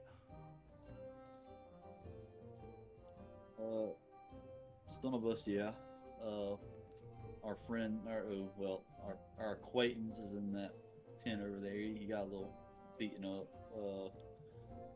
We got some members of the church came with us. There's a long story, and yeah, these 2 are newer. I see. Well, to me, you're all newer. You just showed up. Well, yeah, I'm sorry about that. You've got very good social skills, and this is coming from a giant cat. Meow meow. I can't tell if that's sarcasm or not, fellas. Our leader would like to speak to you. It seems as though if you survived outside of one of the refugee camps for this long, that it's very possible that you may actually be able to help us out. Well, technically, we haven't been out for as long as Eastway's been down. uh, What? technic. It's hard to explain. I don't even understand it personally. Look, if you were anywhere within the city and you fought and you aren't dead right now, you can probably help us out. And I think That's- the caravan leader would like to speak to you. I haven't really fought anything. Zelia Delenis, by the way, and I'll hand him a card. I can't read. That's about a year ago. Neither could I, look, buddy. Okay. But if we See? are able to help out, be more than happy to. Yes, let's go talk to the leader of the Bloodfur. That's who we are. Perhaps he'll understand what the fuck you guys are talking about. You see, he just walks off back to the tent. Guess Otis is gonna follow him. You see Four pokes his head outside of the tent. And he says, like, "Do you need my expertise, or are you good there, Blade Holder?" I mean, if you want to come, I'm not stopping you. I kind of did not want to. I'm just obligated to ask. Yes, they would dwarf there. Okay, bye. See, he pokes his head back into the tent. Well, I'm curious, so I'll follow you. And they are all the way up there to help you guys out. We get in there. And by I the was waiting time... for everybody else to follow along. Oh. so. Oh, it's all good. You can go ahead and move on up. As you guys are getting up there, you see there are two Velki that are out here. They both look almost barbarian-like, very tribal. And then after a moment, a third one who is not quite as big as the others, but does look a little bit older, steps on out. He looks like this. These three all look like they are almost like snow leopards with their pattern design. You see that he steps out and he looks to all of you guys. Let's see where Zelia's all the way down here. Let me help move Zelia up. Whoop. Ba-ding. There we go. He looks between all of you and is like, well, they were right. You do look capable. My name is Southpaw.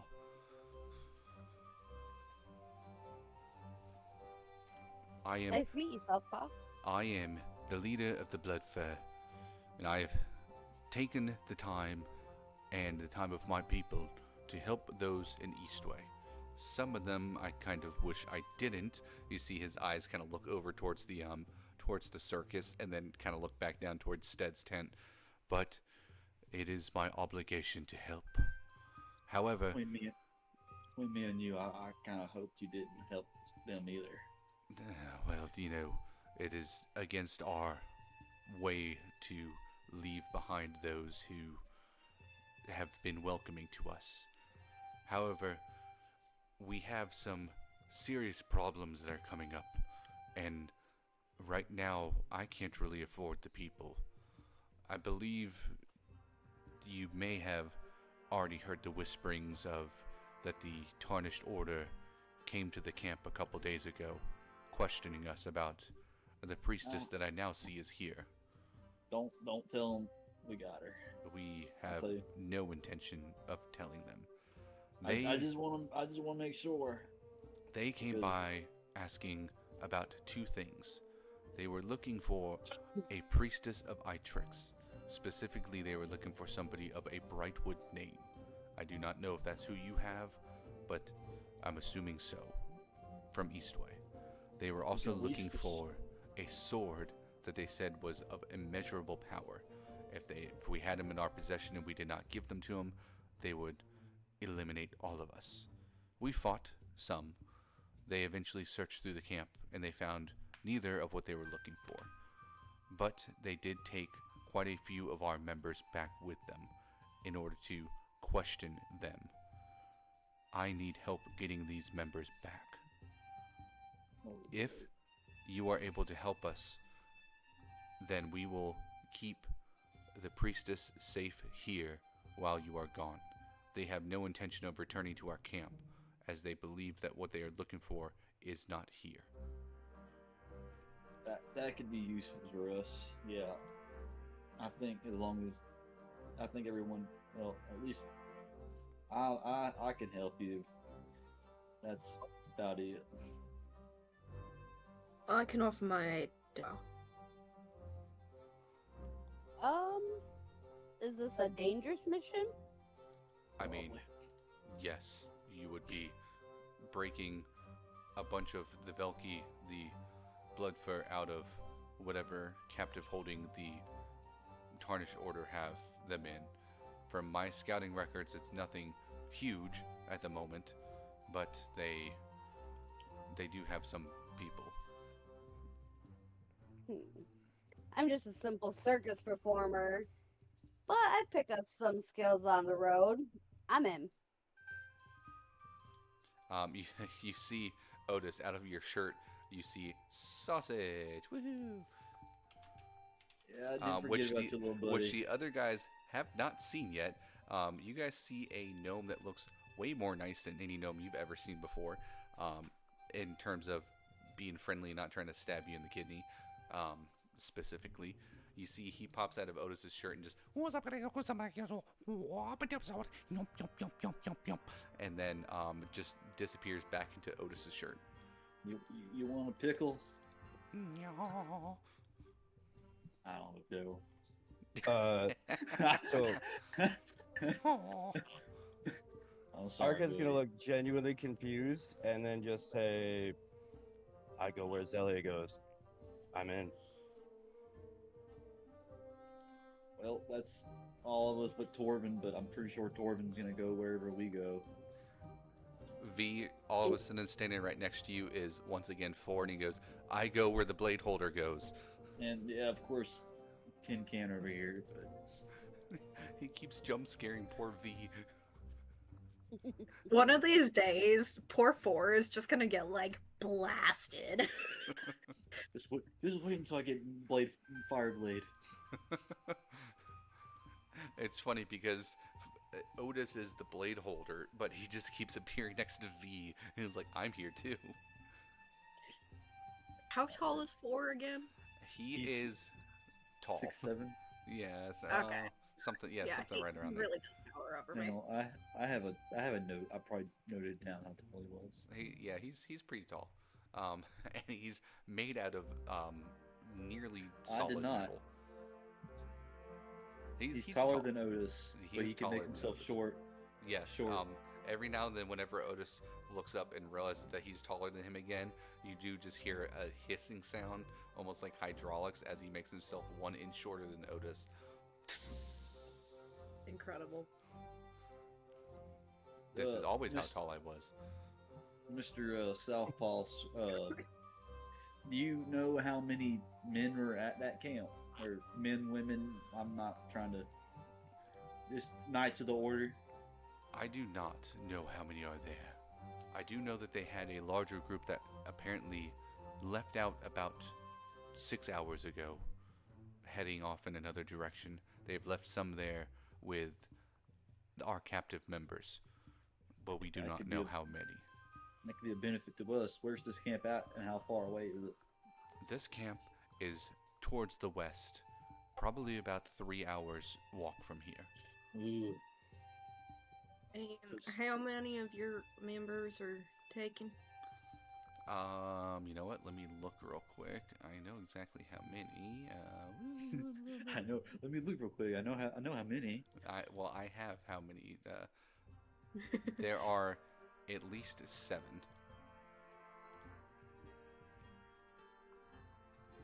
It is. He lets you know that it is most of the Velki warriors that were not slain by the Tarnished Order, as well as a female Velki that is their healer of sorts, more of a druidic type. Well, that give us 9 hours since they left. I don't. You don't. I doubt you know what they were leaving to go do.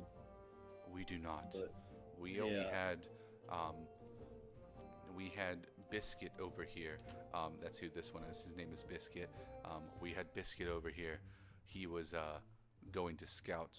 Meanwhile, um, Mittens over here, he was able to keep a watch on the caravan. Well, I'm an adequate tracker.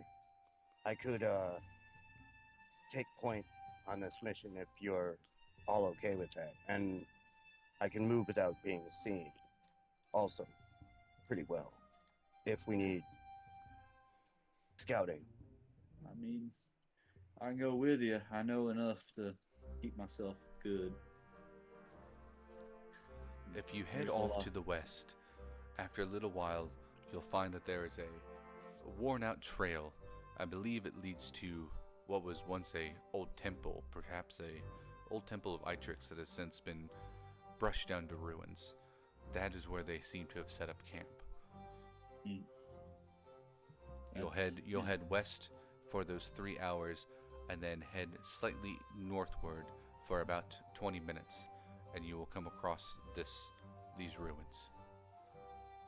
All right. As long as no one else in here has anything to do with your camp, we can probably need to start moving so we can at least catch them off guard and without all their members. Oh Hopefully shit, it I is. also forgot real quick. Everybody go ahead, and if you do, all of you have the ability to quickly level up to level 3. I can. If not, we can do Possibly. it another time at the end of the I session. can. Okay. Yeah, I can, yeah. And what about you, Graf? I should be able to do it Okay. here. Yeah, so you guys go ahead and level up to level 3 real quick. This is I'm- very, very good news. I meant to have you guys level up right after you left the portal, which is still pretty close. Damn. For anybody who is that's not a lot of watching, health.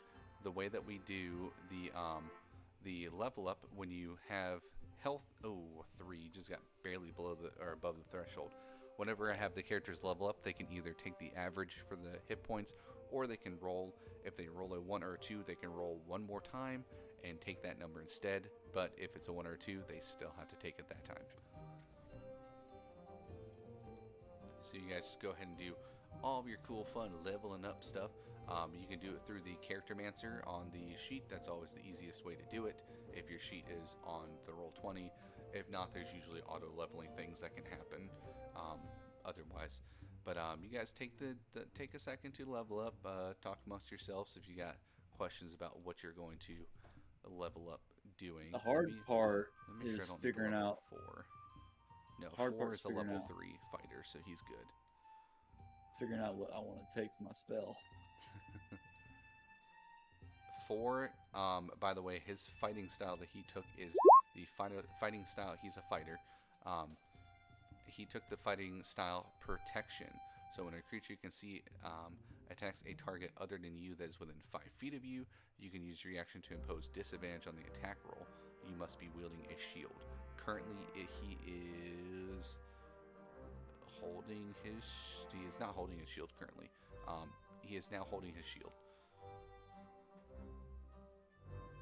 So he will be able to impose disadvantage on people that he can see. Hold on. When a creature you can see attacks a target other than you that's within 5 feet of you. Okay, so if one of you guys are standing near 4, he can impose disadvantage on attacks against you. He also has the improved critical, so that he gets a critical hit on a 19 or a 20. And of course, Now he has do Action this. Surge. Planar Warrior. At 3rd level, you learn how to draw on the energy of the multiverse to augment your attacks. As a bonus action, choose one creature you can see within 30 feet of you. The next time you hit that creature on this turn with a weapon attack, all damage dealt by the attack becomes force damage, and the creature takes an extra 1d8 force damage from the attack. Interesting. Interesting. And I can also stack it on top of Hunter's Mark. Very nice. I don't know what happened, but I didn't get my subclass abilities. They didn't Um, show up. did it Maybe they're not there, and did it give it's you the easy enough option to. to choose a subclass? Yeah, I think I fucked up. Let's see. You might have to level up again, but instead of putting +1 to your level up to +0, that should fix it. Oh, Oh yeah, if you do that, yeah, if you ever need to fix something, you can do when you level up, you go up to the top corner where it says, "Oh, you're level whatever +1." oh, You yep, do 0, it'll like do a soft reset on it. I yep. I also forgot took to actually choose derp. Fog Cloud as my spell. Just letting y'all know. You took what? Fog Cloud. Ooh. I'm trying to make more spells being more like a not damage based spells because once later down, Otis won't be able to do spells and rage. Let's see. I need to do a thing. Paste. Bing. Cool. Okay. Whoa, why did it make you guys so small? Okay, hold on. I gotta fix something. I'm trying to go ahead and add you guys to the next area so that when you go there, you can be actually able to see the next area. Boom,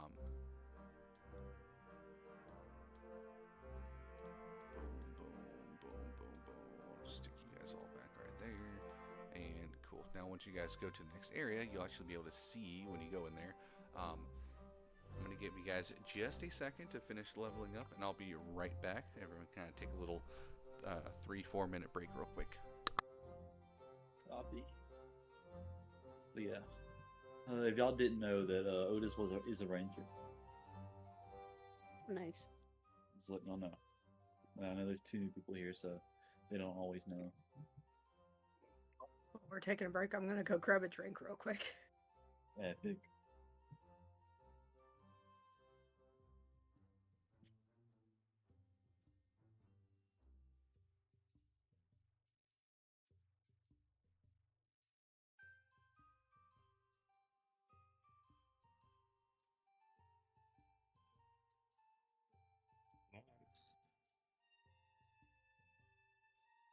Next.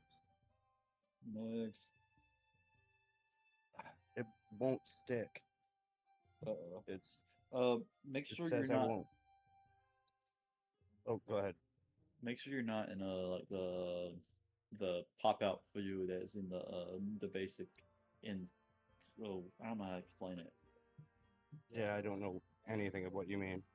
So when you get your character sheet up, you can pop it out to a new window, or you can keep it in your window with the squares. Make sure it's in the window, not popped out. If that makes any sense. Makes 0 sense. Oh well, I don't know how to All right. explain it more. Mm-hmm. It's not sticking. I might just have to level them back down to 0 and just redo the whole thing. It'd take me like 5 minutes. Yeah, if you go to the settings thing in your character sheet and it says launch level 1 character mancer, you should be able to do it Yep, from there. yep. That's gonna suck, but I think that's what I have to do. Yeah, it I've should got just take me a few minutes. I made a zillion monks, so my sheet's on D&D Beyond, so right now we're just getting a update on health on Roll20. Yeah, I didn't do good on health. I like gambling on health now. Now it didn't help me this time.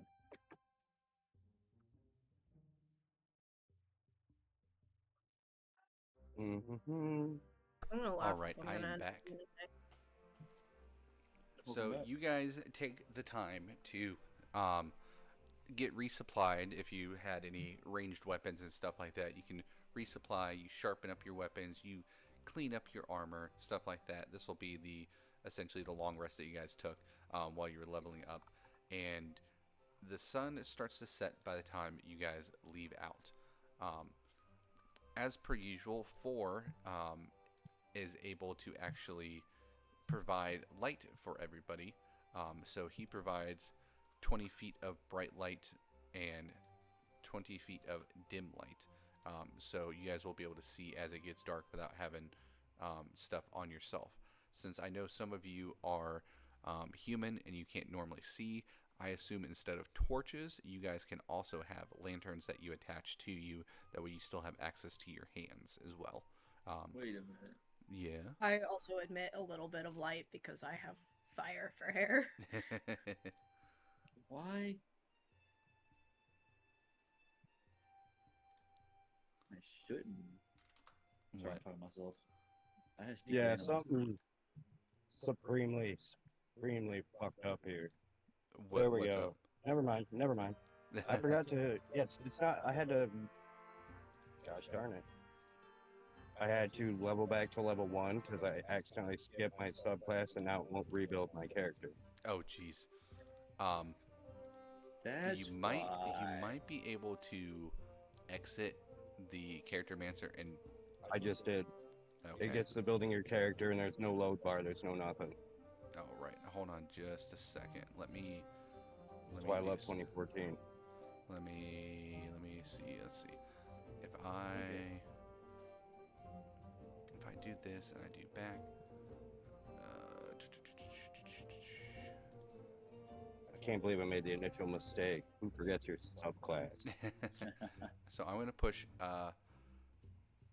discard and exit on your thing. It should, if you close your sheet and bring it back up, it should be normal now. It should be back to the level 2, you 3. mean, or It'll be back to level 3. probably without my subclass, because every time I go to just level with 0, it won't apply it. Gotcha. Hold on just a second. Let me try something. Launch level plus character mancer. Levels. You're doing level 3 to level 0.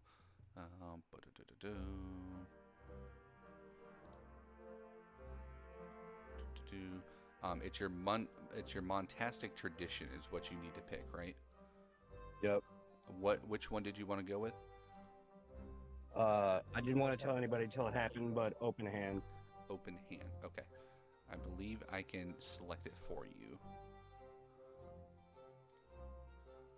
Apply changes. This should fix it for you if you close and open your sheet. Close and open again. Cool. Yeah. Thank you. Like I said, I've never made this mistake before, but If it doesn't and you know what those things are, you can kind of keep track of them on your own and we'll rebuild your sheet when we need to. Roll20 gets a little wonky sometimes. Like I said before, I eventually want to try. It won't stick. Do what? It won't stick. It. Hmm. Excuse me. It does all the level 3 abilities, but none of the subclass. Gotcha. If you have those subclass abilities on hand, you can just reference them as needed, and we'll rebuild your character sheet when we're done with the session. That way we don't have to spend too much time doing that. Yeah, I'm not gonna piss with it. It's yeah, you'll probably have I know to. what they do. You'll probably have to remake the sheet, which is fine. You know, you can also make the sheet outside of Roll20 like V does, and then just update your other stuff as well. No, it Either doesn't way work works. outside of your game. No, I just mean like if you have like D&D Beyond, if while you're in my game you have access to my roll stuff. 20. Though. Roll 20 Oh, I outside see. of your stuff does not work on my computer. Oh, I gotcha. I see what you mean. Yeah, it does that. Eventually, we'll switch over to a different VTT. The only thing that stinks about that is I'd have to rebuy some of the stuff if you guys were to use my stuff again, which I don't want to. But yeah, I'm kind of what you'd call a monk expert. So I have it all in my brain. I don't even have to reference. So you guys get ready to leave out. Are you guys ready to leave? Yeah. Yeah. Alrighty. I'm going to go ahead and move you guys over to the next screen. Don't worry about what you can and can't see for a moment, because I know you guys are going to have a little bit of some lighting things that are going to look a little different for some of you. Let's see. Dynamic lighting. It should be on.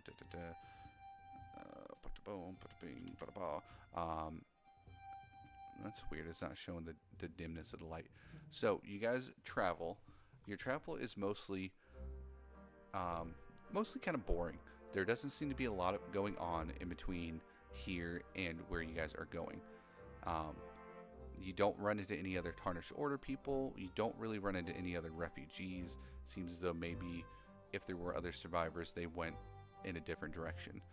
You do, after a little while, make your way to what you can definitely tell is the ruins of a temple.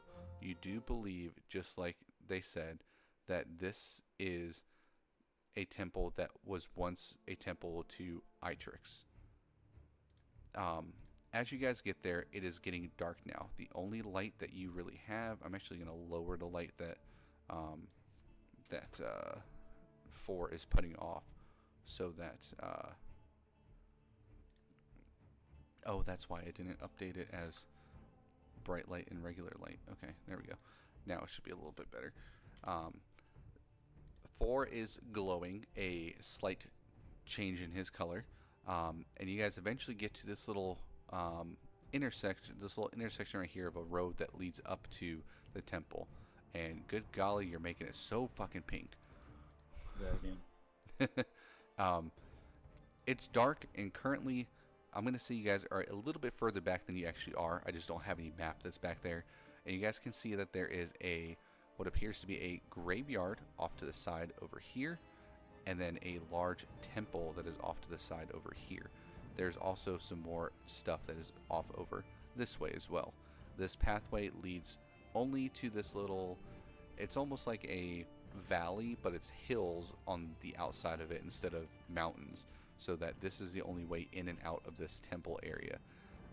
Anybody who is a longtime follower of Itrix probably knows that this used to be a large temple of Itrix that a couple hundred years ago, probably even before the Grillian Wars that happened 500 years ago, it was abandoned during the time that a lot of people started just believing that the gods weren't ever real or never existed. It does seem as though the Tarnished Order has taken up residence here. For those that have not seen the tokens for the Tarnished Order yet, when you see ones that look like this, you know these to be Tarnished Soldiers. This is the uniform they wear. And if you see ones that are wearing this, you know them to be Tarnished Knights. They are a little bit higher ranking. These are the soldiers. I know it probably didn't show up properly. And then some people have even said that they see ones that look like this that are known as Tarnished Scouts. They are their scouting party, essentially. Whoever is going to be kind of leading the charge here, you guys kind of get to about right here, and then 4 looks over and is like, if we get too much closer with my light, they may notice us. Before anything, also, I would like to cast Pass Without a Trace. Ooh, nice. Pass Without Trace, and that I can't remember the exacts of it. It adds quite a bit to your guys' stealth. I remember that. 10, Yeah, 10 I mean, Yeah, I to your was gonna next say, stealth yeah, check. it's 10 to your next stealth check. Yeah, so all of you guys now have a plus 10 to your stealth check. That might be pretty useful for 4, because I'm pretty sure his stealth is ass. I mean, he is a giant metal person. I don't know what you expect. But yeah, V you will got. probably trail to the back since they light up. Yeah, four kind of does a little bit as well. 4's gonna go ahead and do a. I'm gonna have all of you guys, give me a stealth check. Remember to. Good God, it's a good thing he adds 10. He has heavy armor. That is a 15 for 4. 21. Nice. 28. Good golly. 32. I Um, don't exist. Oh wait. I forgot to add my modifier. It's a 30. Very nice. Otis and Arca are definitely the ones that are the most sneaky. I would assume that even though you guys all got pretty decent rolls, Zelia and V are probably staying behind a little bit more with 4. I'm gonna say. I have a 15. Do what? My roll is 15. You got the same as 4. You both are in the same boat. You're both clanking around.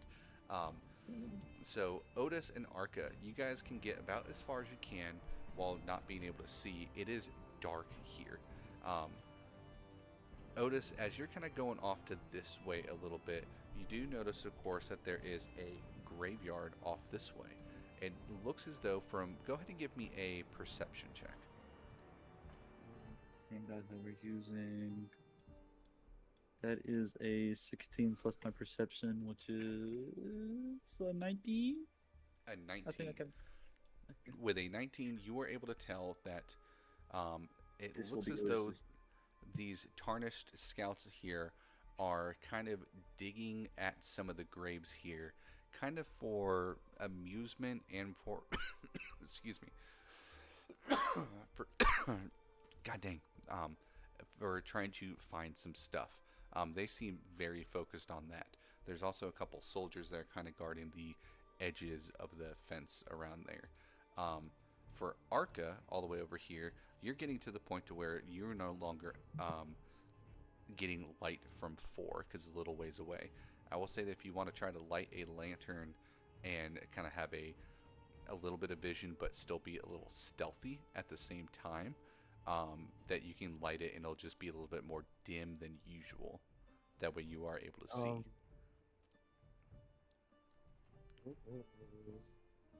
Would my 10 torches in my inventory count as like a lantern, I guess, since I never Yes, use them yeah. anyway? Yeah, it would be a Okay. lantern. That way, because I know for like specifically the 2 humans, both of you have a good use of having both of your hands, and it kind of fucks with you quite a bit to have one of your hands holding a torch. So I just assume you guys would naturally have lanterns on you so you could use your hands.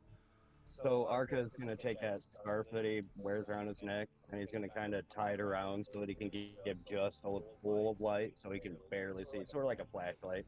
Right. So I'm going to give you 10 feet of lower light, and that should make it to where when you move, you'll still be able to see to a degree. I'm going to move your token just for a second to make sure it works. Okay, yeah, it does. Perfect.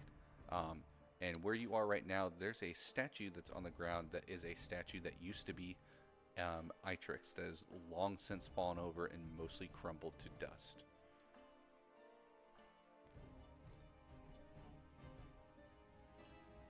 And then, Arca's going to whisper to Otis. Oh, go ahead. oh no, you're good. I see at least 4 in the immediate. 2 I can't make out if they're theirs, but 2 right up by what seems to be a doorway. Yeah, he's trying to be quiet at least he can. He sees a lot more than this. What's 4? He sees 1, 2, 3, 4, 5, 6, 7, 8. He sees 9. With a total of 6 soldiers and 3 scouts. And just so you guys know, way up here, where you guys really won't be able to see too much yet, is where the big part of the temple is. There's a little bit of a side area off over this way that's still connected, and then there's even another building that is off over in this direction. That is like, you guys would have been able to see the details of that before it started getting too dark.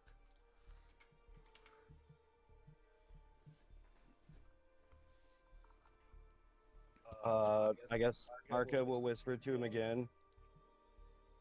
They all seem to trust you. I'll take your lead on this. Do you want to go back to the group and discuss, or do you want to take some sort of action?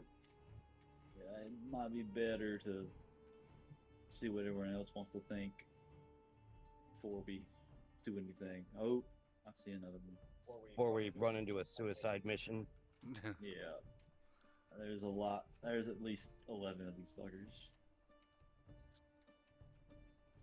Yeah, so you guys return back to the others and relay the information that you have. They're all spread out that you guys have seen so far, but they are there.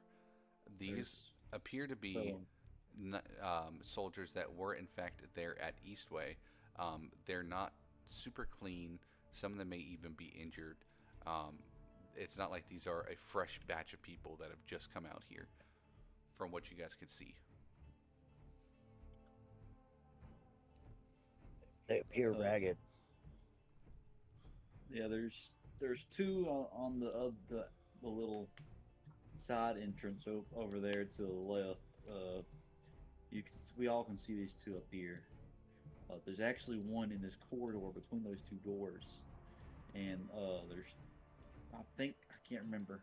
There's one guarding the entrance to the graveyard, and there's 4 scouts inside the graveyard. Did you see the blood fur? I did not see any of the Velki.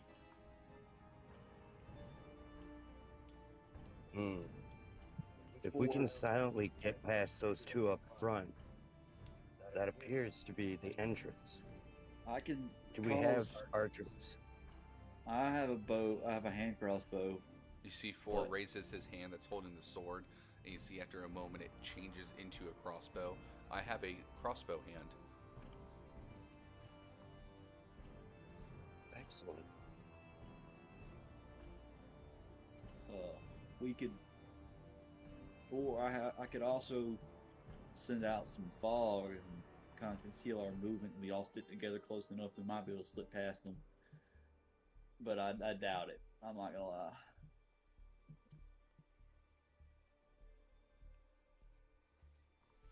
They might be grunts, but still they're not stupid. At least they don't think they are. Well, you don't know. They might be dumb. Well, we can certainly get past 2 with the whole group of us, but it will be loud. We'll be running from the rest. I have not yet ran into these Tarnished Order fellers, as I have been inactive for 2,000 years until the blade holder picked up my weapon. Are they normally known as formidable, or are they kind of dorks? Well, the little ones are, well, I guess not little, but the grunts are kind of dorkish. The scouts are the easiest to defeat because of that. They have no armor, but the grunts, soldiers or whatever, they're decent. They're seems like a wolf or something like that. I'd say about like a wolf. A wolf's hard to kill, but still they're kind of formidable. Those night fuckers they're pretty strong. It took some hits to kill those guys. I see. It sounds as though we may want to stick together as a group then. But I don't know. I was just kind of born a couple of days ago. I'm not sure how your fog cloud works, but can it look like it's naturally rolling in? I'm pretty sure it should. I don't know if I've done it yet. I think I know how to. I think I can do it. Let me look 'Cause up that could how be- Fog Cloud works real quick. I can sit in here. Oh, okay, that works as well. Fog Cloud. You create a Well- 20-foot radius sphere of fog centered on a point within range. The sphere spreads around corners, and the area is heavily obscured. It lasts for a duration or until a wind of moderate or greater speed, at least 10 miles per hour, disperses it. At higher levels, you can cast a spell, yada yada yada. I would say it would probably look natural depending on, of course, what the other surrounding area is. If it's a really clear night and then there's just 20-foot area of fog, it might look a little weird. But at the same time, hey, who knows? They're not weathermen. If we can get close, I might be able to displace 2 of them at once, but the rest of you would have to dispatch them quickly. I mean, also these guys are. We don't know exactly, but a lot of them did leave, according to Southpaw. Yes, you do know that the number that is here is supposed to be severely less than a full, like, garrison of soldiers. It seems as though most of them left about what would now be about 12-ish hours since you guys arrived. Hell, these might be the only people who are here. Well, I'd say our best bet is if you can only see two on the side, that we could possibly do the fog cloud thing and then try to sneak past that way. Yeah, we can do it. We try. I mean, that's just say the word and I got it. Does it's magical? Does the fog move with you? Not that I know of. I would say, because it doesn't specify, It's it says it stays in one spot. It says it's based off of a point of your choosing. I would say that if you do it and then you also pass a good enough Arcana check, I would let you be able to move it with you. I was gonna say, it says it spreads around corners, so it is moving. Yes. I mean, it means it spreads around corners. Like if there's a wall, it goes around that wall. Yeah. Yeah. Well, but it says real quick to get into actual RAW rules here, centered on a point within range, and it doesn't say you can't just cast it on your axe, which would then allow it to move with you. Yeah, That it is the doesn't. point within range. Some of them specify a little bit better that it moves with the point thing, like darkness, and then some it just kind of doesn't say. That's why I would say this would be one of those determined by an Arcana check. It might stay put once it's cast, or it might move with you, depending on essentially how well you cast it. Okay. Let's give it a shot. Otis? All right, That's where Larry, do by the way, not Arca. Where do I need to cast it? If you're wanting to cast it with the hopes that it moves with you, you could potentially cast it on yourself. If you're wanting to put it somewhere in the event that it doesn't move with an item, then I would probably just find a point and be like, I'll put it there. Okay. You always cast it on a rock and then throw the rock or something. You want to go to this left door or the front door? The left. All right. I'm gonna put it. Does that cover the? You have to make sure your arrow's straight. Yeah, I know. Let me see if I want it in a certain spot. There you go. Is that? I think that works. Is that over the guards over there? The ones in the graveyard? No, the ones on the left. Yes, it's over them. Hold on, let me draw this circle for you real quick. That's where I want to cast. All right, let's see if it'll let me make this. Oh, okay, you're gonna be a bitch like that. I see. I'll make it bright ass yellow. That should work. This won't be the exacts of it because it's kind of a pain in the ass to exactly copy a circle, but that'll be roundabout. I can actually make it just a little bit. There we go.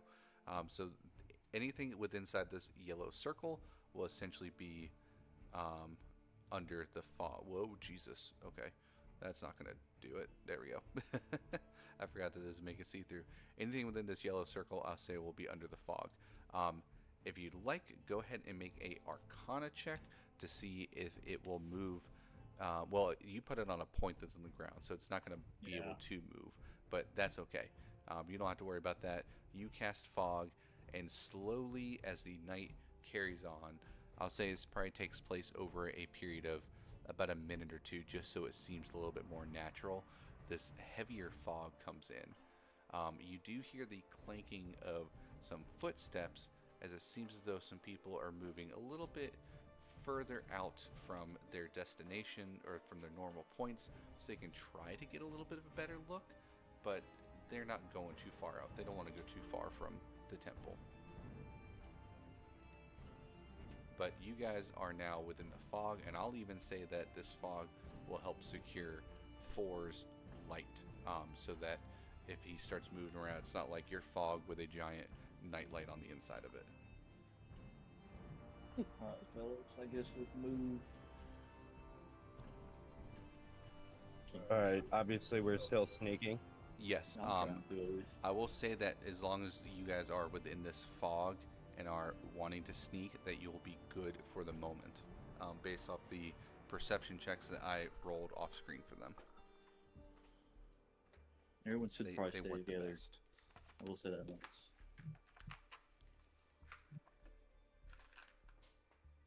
Oh, and canonically, Torvin is just watching the backside so that to make sure nothing like comes in behind you guys, and will eventually catch up with you guys next session, of course.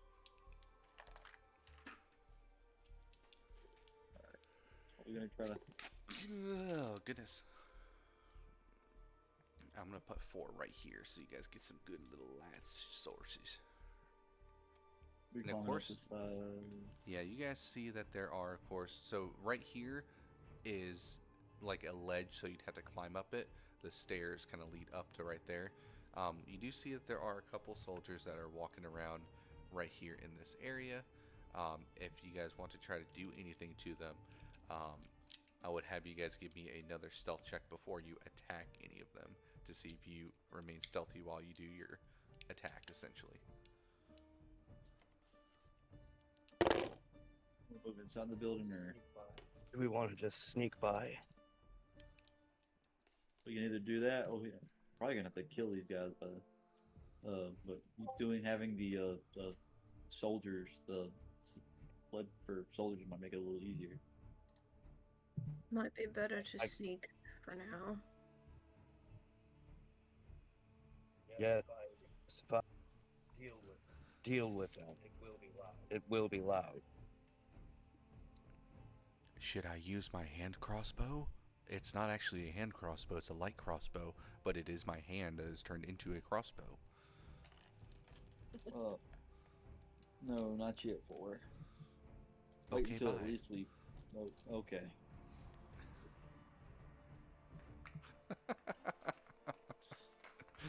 He doesn't actually go anywhere, he just says that and stops talking. Alright, are we climbing into the building? Try to stay away. Yeah, I think that we should just try to climb up the side. Oh, There's also just, a hole in the building right over here. well, I did tell people Wait, that there's a what? guard there, so. That's true. There is. Where was it? I was on my sheet. Right here. It's up here. Yeah. I didn't tell everybody there was a guard Yeah, there. it's Though, essentially, so. there. You guys can kind of sort of see the little outline of a guard right there. Oh, yep, I see it. Who, me? We aren't talking to you yet. Is that an athletics to climb? No, I would say if you guys can probably, it's not a super high up spot. It's like a 5-foot little rail that just keeps the dummies from falling over the side. Back when they had more strict safety standards. All right, Arca's gonna climb up and then hold his hand out for Zelia.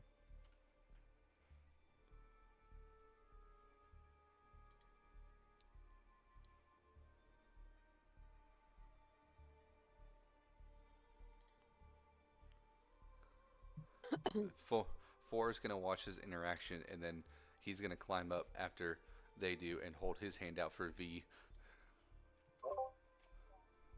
V will take their hand, try to scramble up. I'm here too. Oh.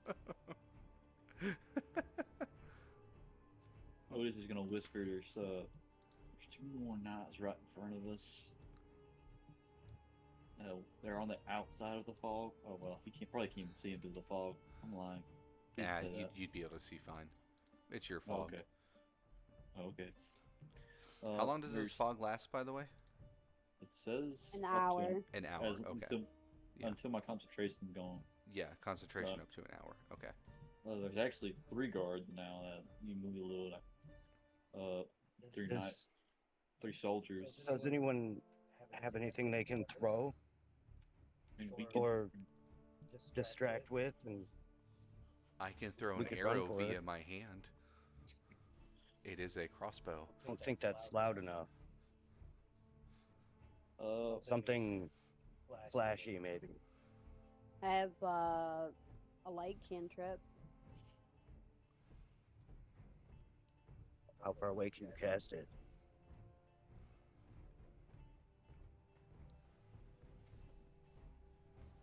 I think that might be when you have to touch something. Yeah, I think I have to place it on something. But We how always- Pick if up a rock and toss it. I was have about an to say, idea? Please touch my head. You know what? Argo, You know go what? ahead. I hear him out. Okay. All right. I will touch Four's head. You touch Four's head, and like his body, his head now starts to glow a little bit as well. He then takes a step forward, and then kind of looks around and goes, I think this is what you guys call a good idea. And then you see that he simply pops his head off of his body and hands it to V and says, throw this, please.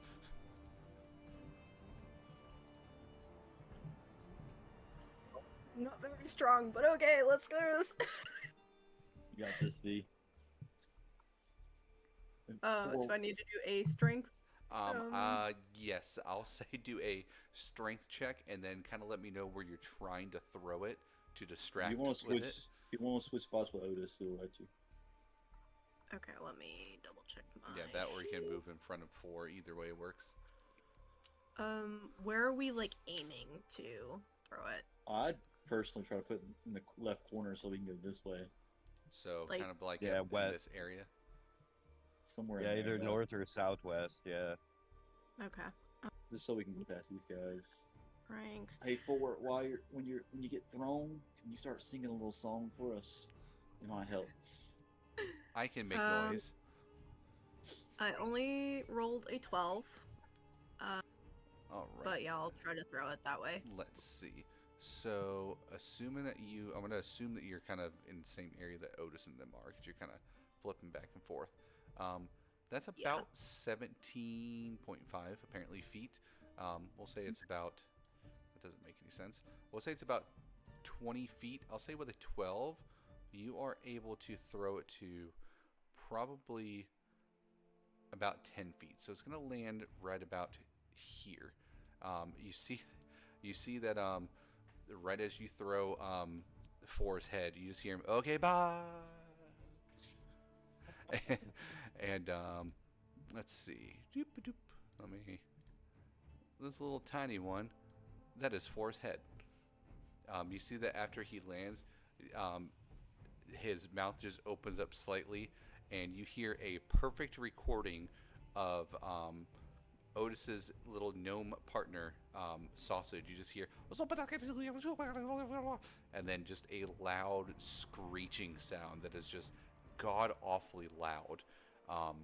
And I'm gonna roll something for him. Essentially a performance check with advantage. Interesting. You see that obviously the 2 guards that are right here on top of him are definitely going to start trying to figure out what the fuck this is. They're going to get kind of on top of that right there. This other one is also going to start trying to investigate and see what the hell it is. But the other ones are just kind of walking around in the fog going, whoa, I don't know what the fuck's going on. And I'm going to have all of you go ahead and roll initiative for me. Oh, man. I love initiative. Initiative doesn't love me. Oh. Yeah, sorry. I went to look and accidentally moved. Oh, you're good.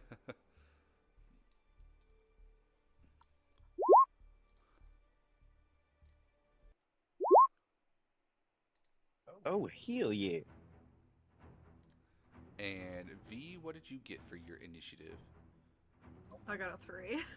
Nice. Do this every time. A very, very strong initiative. Let's see. I'm going to roll in. Alright, first, let me mark. I'm going to mark this one just so I know which one's rolling the initiative. All the tarnished soldiers will go on 1 turn. Which is V, what is your dexterity?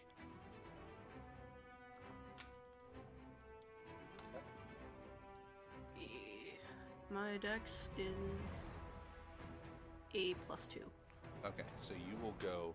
I'm gonna make yours a 4. Then you'll definitely go for the Tarnished Soldiers, and then let's go ahead and grab a little bit of everything.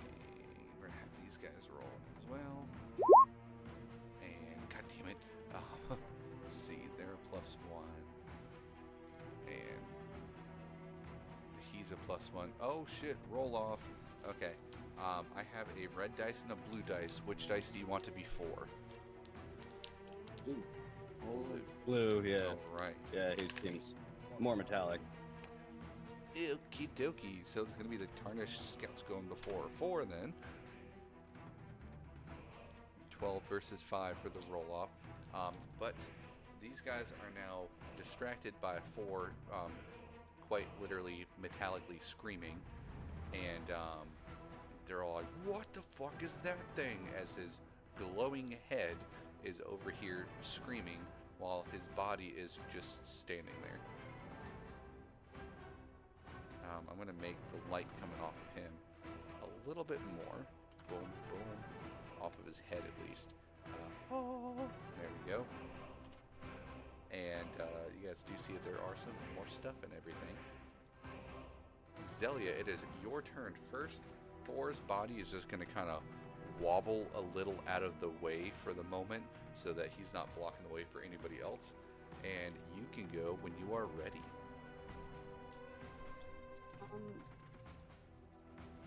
I missed which way we were trying to go. I didn't see it on my screen. More like north. Or actually, Yeah, I think they're trying to go kind of like this-ish way. That-ish way? Oh, okay. Yeah. Give or take a little bit. I think it also depends on what trouble they run into. I am going to...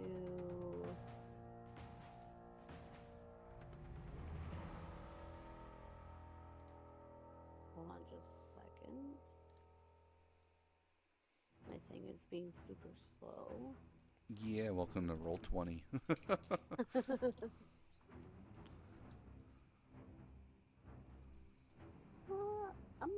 I have kind of an idea. Ooh. love ideas. 4 doesn't say anything. His head's all the way over there. God. I'm going to cast my mage hand. Let me see if I'm have enough.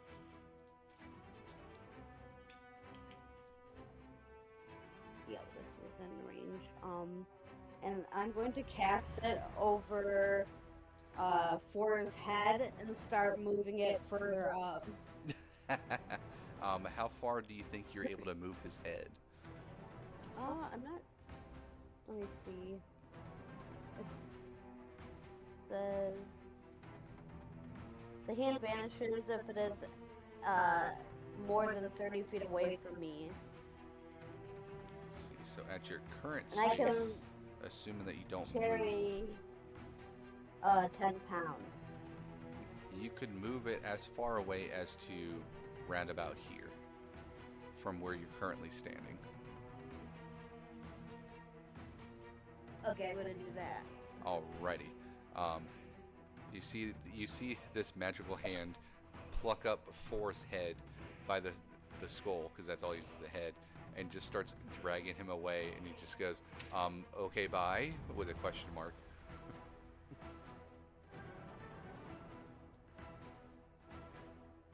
And then who's next? It will be Arca's turn next, unless you have anything else you want to do with your turn. Where are you, Arca? Just a little bit above you. Yeah, just a little bit above Otis, up and to the right. Oh, I can't see you. I'm gonna move up Yeah, a little bit. He's like right behind this one piece of wood that's apparently blocking sight. And I'm going to...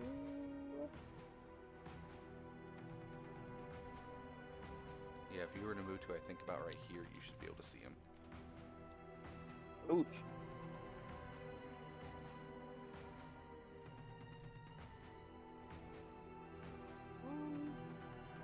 I'm gonna move up a little closer to Arca. There he is. And then that will be my turn. Alrighty. Arca, it is your turn. You are currently unseen by these peoples because you are inside of the fog. All right, he is probably about to not be unheard, but he's gonna go ahead and sneak around this pillar, I'm guessing, and get This one right here. right up next to this dude. Yeah, this Oh, that this pillar. here. Yes. Yeah, those are pillars. Yeah. And he's gonna go ahead and use an attack with his open hand technique. So assuming the attack hits, he will choose to use the push them back 15 feet, at least 15 feet, doesn't have to be. And he's trying to smash him into that guy, Into which one? Point him out again. the top scout here. Oh, the top This guy. scout. Okay, gotcha. Alrighty. So, yeah, go ahead and This do is your probably going to be loud if it hits. go ahead and do your attack roll. It'll be with advantage. You are catching this guy a little off guard. Doesn't know I'm there until I punch him in the chest. All right. Let us do not quarterstaff. Oh, for fuck's sake. Oh man, what'd you roll? 11. Oh, let's see. An 11 is not going to do it for these guys. So key point, flurry of blows. Oh, you didn't roll with oh, that was the damage that you Oh, that rolled. was without it. That was the Shit. damage. Whoops, I rolled the wrong thing. You can strike that, can't you? Yeah, you can just re-roll because that's just a 1d8 Whoops. that you rolled right there. So Acting yeah, like a damn amateur tonight. just make sure you roll it with advantage. Oh yeah, let me turn that on. Because I forgot that too. Let me try that again. Act like I've done this before. I'll let the 11 be A your damage from 15. that. If you, a 15 still isn't gonna hit.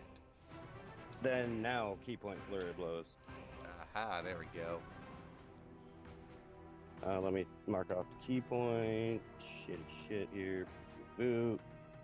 There's one of those. I only got 3. For now. Right, for now. And so 2 more unarmed strikes. 21, I'm guessing that hits. And I guess yeah, I that just, hits. yeah. He'll get him Oh. with the regular and a 20. So with the first hit, he's just gonna, kind of, just basically punch the guy in the throat so he can't scream, I guess. And oh, we already did 11 damage, that's right. So I guess we'll call the 7 the other one. And the guy has to succeed on a DC 13 strength save or be pushed back 15 feet. I'm gonna say he's gonna fail that because of a condition called death, and he's gonna go back 5, 10, 15 feet. Into that scout was the basic idea. Yes. So I can. Yeah, So, so as he's- this happens, Mhm. oh, go ahead. Yeah, so As- he's gonna go back toward. He's gonna end up smashing right into that scout. So as this happens, you see Arca he starts, charging up this key into his one hand after the first strike to the throat. It's this reddish, sort of violet, just violent looking stuff. And just when he he sort of steps in and right to the guy's chest. And you hear cracking of all sorts of ribs and bone and probably some blood flying out of his mouth as the corpse apparently goes smashing that way. And he's just gonna basically, yell, "Be ready!"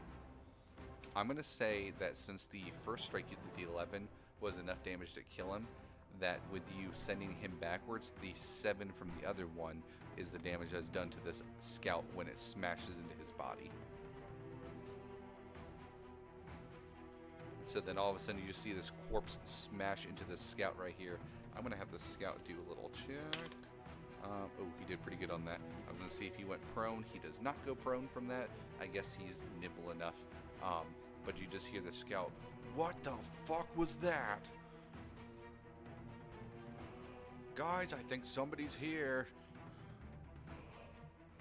And then Arca, are you And, gonna do any other movement or anything, or are you done with your turn?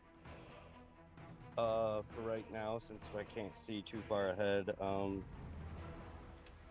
waste all my key points already. Yeah, don't do that.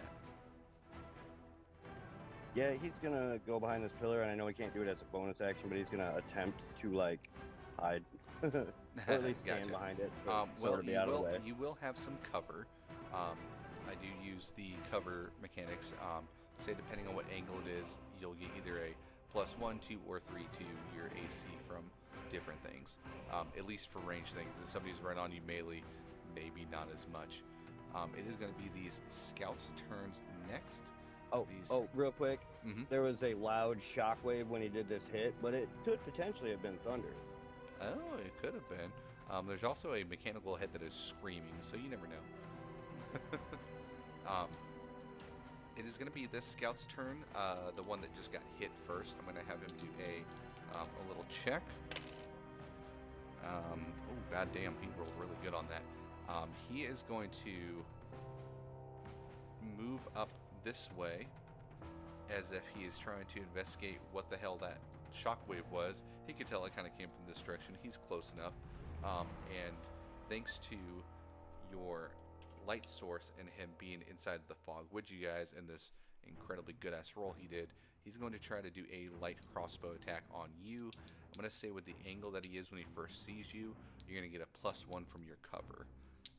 Let's see. So he's going to roll very poorly. See, I don't think a 9 is going to hit you. Very much not. He looks over to the other scout and says, inform the Capitan. They are here. They are here and they are attacking. And then the other scout, yeah, okay. And the other scout for his turn is going to go 5, 10, 15, 20, 25 feet. And we're going to go ahead and add another turn in here.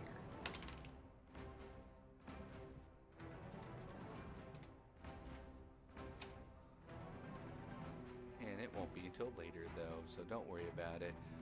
Next is Four's turn. Four stops screaming for just a second. Yeah, and but I you think can we're gonna have to deal with it. Like, do it. let's get both out of the way. Oh. Four stops screaming for a second, and we do hear him say, "Should I attack with my body?" Or see me. Yes. I'm trying see. to. Well, do they know I'm here yet or no? They may or may not know that. They don't know that specifically you are here or where you are. But I mean, they assume that there's more than one person attacking their outpost. I guess Otis is gonna try to gesture him to go this way, and the body go back down this way for the hole. He of course is probably not gonna be able to. Oh, I don't know. You know what? Let's have him do a perception check. That's a natural 20. Four, you better read my fucking mind. Yeah. Where did you want to try to suggest for him to go? And get the ruler out. That's not the ruler. Like they go like this way. Back up. Oh, I see. He is going to go 5, 10, 15, 20. Back up this guy. 25. I don't even know this character's name. I don't know why you. Arca. Arca. You'll remember Back it him up. eventually. You see it. He's going up that way. You hear Four's head just going left, right, other right, forward, right there, /forward right now. He is going to attack, but without a head, he's going to be rolling with disadvantage. He gets a +4 to hit, though, so you know that's good at least. Ooh. Yeah, you see he's just... The Tarnished Scout is right here, and 4 is currently swinging this way. I think I got him. He did not. And then Otis, it is now your turn. Otis is hopefully still be sneaking. He's gonna go around this way. about right here on the edge of the fog cloud, and I'm gonna hold the rest of my turn. Ooh, you're gonna hold the rest of your turn. Interesting. Interesting. If you're gonna hold your turn over there and try to be sneaky still, well, you know, they're kind of distracted by the fact that there's a screaming head. I say you're good right now.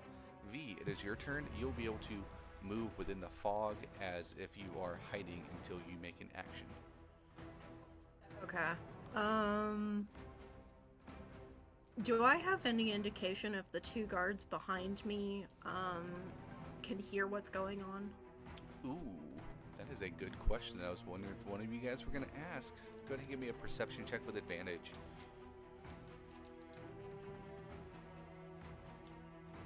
Oh, nat 20.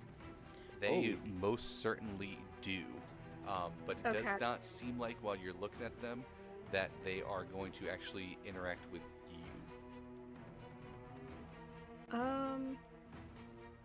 I'm gonna take advantage of the fog, and I'm going to stab at one of them with my halberd. Ho ho ho, with advantage. Okay. I assume you're going for the one on the left that's closer to you. Yes. All right. Let me just. Okay.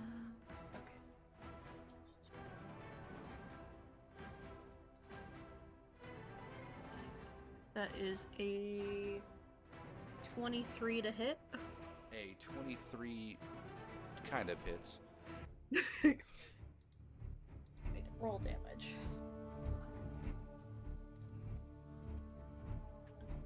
That is 11 damage. Ooh, 11 damage. You take this one out. You just kind of swing your halberd and you just straight up take his head off. Okay. And then and then because I don't have another action, I am. I'm going to just sidestep to this pillar here and kind of go back into as much of a hiding as I can to see if I can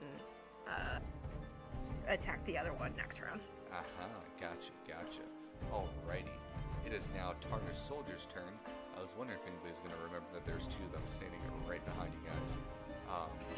Let's see. Oh, music is getting louder all of a sudden. Why is it doing that? Chill out, music. Fucking shit on the fuck.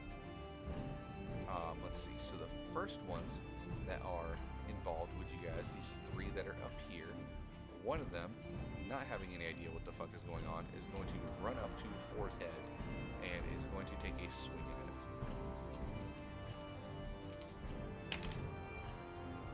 Oh fuck.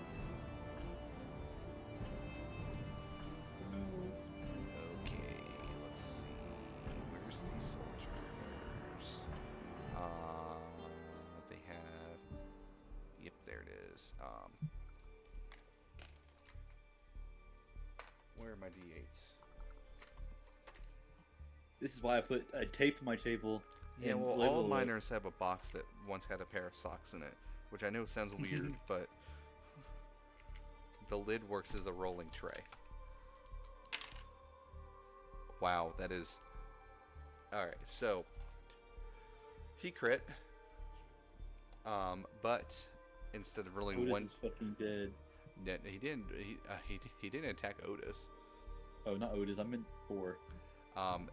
When he crits with his weapon, it is 2d8 plus 1 instead of 1. He just rolled 2 ones. So that's only 3 damage. Wild. Yes, indeed wild. Oh, you know what? I don't think I gave 4 a long rest. I did not. So let me do that real quick. He takes 4 damage. They smash into his head with a spear that they're holding, and you see that Arca, you probably see this because you're right there on top of it. Four's body flinches when you hear a thud of metal in the back. Another one is also going to run forward towards Four's head and take a crack at them as well with advantage. They're trying to shut this thing up. That's going to be an 18 to hit which does hit him for another 5 damage. You see his body jolt again. This other one, however, is going to run up into this way, kind of, if I can get him on a tile properly.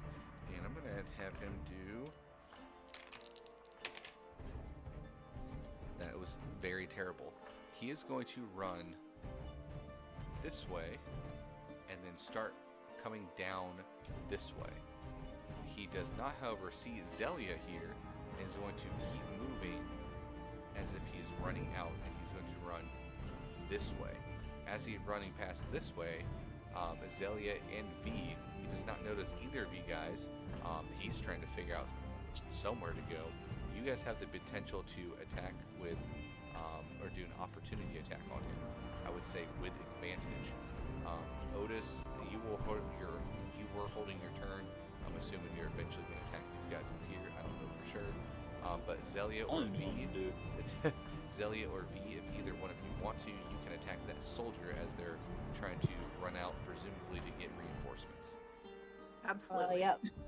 Well, these squares are only 2.5 feet. No, they're weird. They're weird. Assume they are 5. I don't know what's going on with the way that this is set up for this one. So only 15 feet, basically. These are standard rules, or are they at advantage? Yeah. Okay. There we go. No, standard. Let me change it to. Okay. Now it should have the 5 properly. Okay. Yeah. There we go. I don't know why it was doing it all fucking weird before. We'll just assume that that the throw of the head and all that stuff was where it is. We won't change everything. You will be attacking with advantage for the attack on the opportunity attack. Okay. Grav, what did you get? I'm going to assume neither hits. For if we're doing advantage. 11. 11 does not. Okay. Well, And Zelia, I'll what just did you stay get? in my corner. A dirty 20. Oh, a dirty 20 will hit though. And what damage are you doing to this poor sucker? 1d4 plus 2.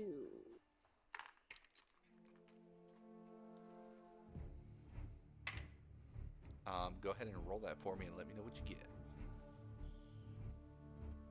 I got 4 altogether. Oh, not bad, not bad. He's going to take 4 damage. He does know you're here now, however, of course. He's going to turn right back around and start trying to attack you. Let's see. That is going to be a 11 to hit. I don't think that should hit you. Holy shit, just under. Oh, ho, ho. So yeah, he doesn't do jack shit. There are some other soldiers that are around, that are aware of what is going on now. They are going to simply go somewhere.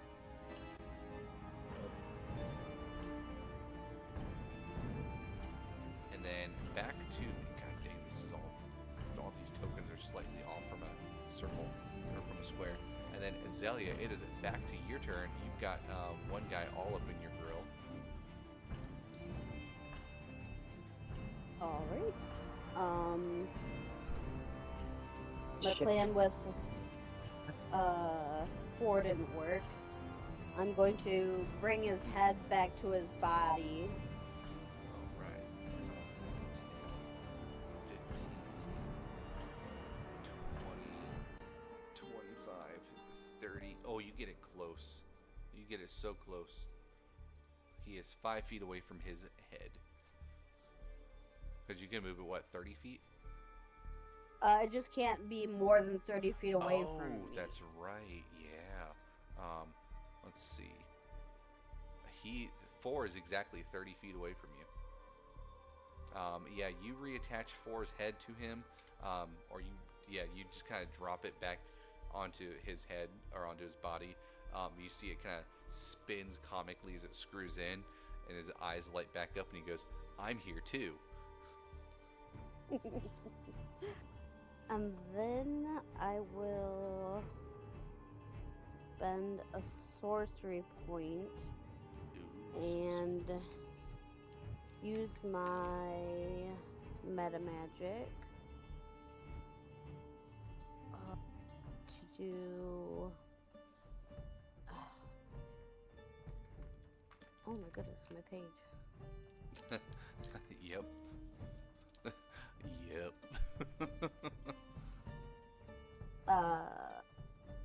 Quicken spell to do guide.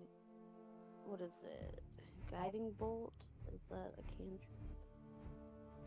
No, it's a spell. Okay, I'm gonna do it as a bonus action instead of an action with my quicken spell. Ooh.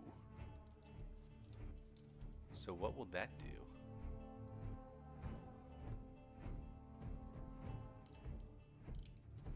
I can't really see anybody. Oh, there. I'm Yeah, going to you hit can kind the. of see Otis. I'm going to. Sorry, my page is being really dumb.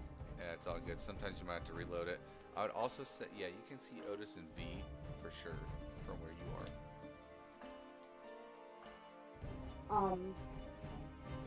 So I'm going to aim at this guard down here.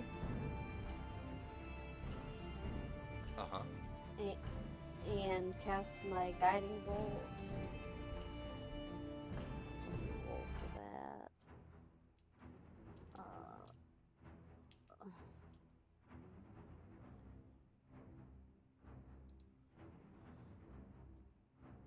Damn it. I rolled an 11. And 11 is not gonna do it. So, yep. That will be my turn. Alrighty. Arca, it is your turn. Based off of what has been going on here, you definitely see Fours taking some, well, kind of, sort of taking some cracks at this scout. If by taking cracks at him, he's facing the wrong direction. And you kind of get a general idea of what's been going on in the area. Actually, before you go real quick, Otis, did you want to use your turn at all yet? You do still have some people. 4 is like Blinken from Robin Hood Otis Men can't in see Tights.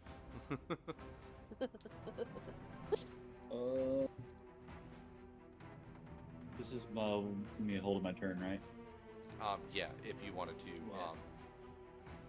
do something I'm real gonna quick go ahead. before we start with Arca's turn. Yeah, I'm gonna go ahead and go back down to right here. Okay. We have more light since For's head's still glowing with my cantrip. Yeah, probably. Yeah, I would say that his would go up to a full 20/20. So boom, there's a little bit more light. And I'm still hidden, or this guy can see me now? I would say he can probably see you now, but you are flanking, so you have Alright, advantage from that. I'm going to bonus action cast my planar warrior on him. Ooh. That's so everything now is from anything from me on this guy is force damage, and he also takes an extra 1d8.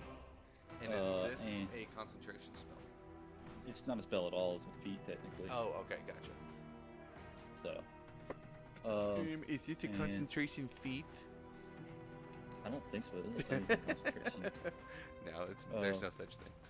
And he's going to full-on overhead two-hand swing his his newfound battle axe Oh, it's gonna at, two-hand this bitch. at the guy's head. Who are you that is- people? That is a 14 to hit, And 14 for the does first- not. 14 does not. and does a 19 plus 4 hit. A 19 plus 4 does hit. And we find the green dice.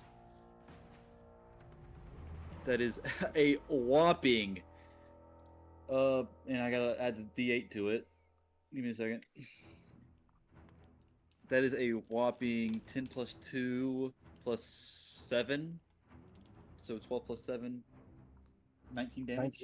19. 19 will do it. Yeah, you bring this thing down on this guy's head, Nice. go right Get through this his helmet into his head. You just hear as he goes Nice. down. I think that was the full. Nope, I got 5 more feet of movement, so I'm going to start moving this way. Alrighty. And then Arca, now it is your turn. Stop sticking. Wait 1 second. I'm trying to figure out where exactly I'm moving. All good.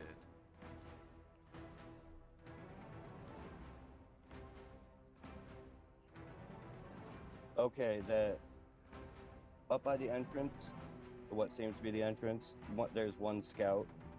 Let me put myself back where I was. This guy, Yes. was he the one that was running and Yes, warning?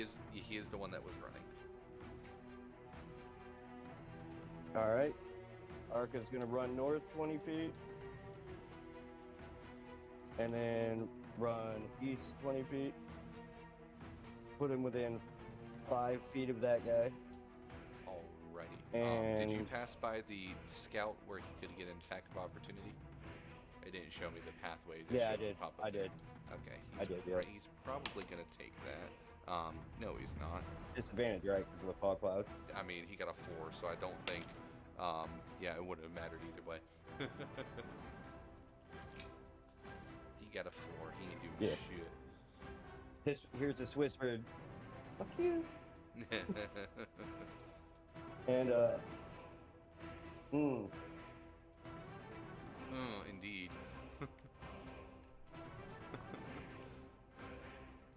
You see some stuff and Yeah, some things. I'll go ahead. Arca will go ahead, And, 5 feet still works diagonal, right? Yes. Yeah, he'll go ahead, except without the key point. Same punch in the throat, try to keep him from screaming, and then use bonus action attack to try to take him out. All right. Well, let's see how the first attack does first, because these guys can go down pretty Yeah. easily depending on how you hit. This one will not be with advantage.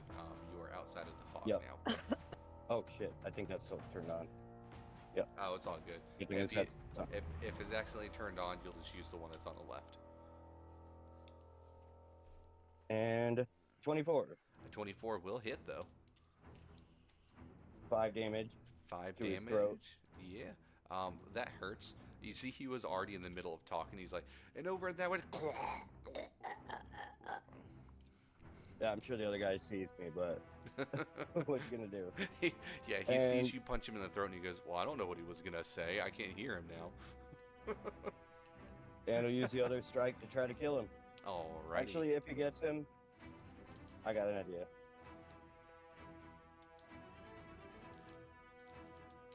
Let's hope this hits.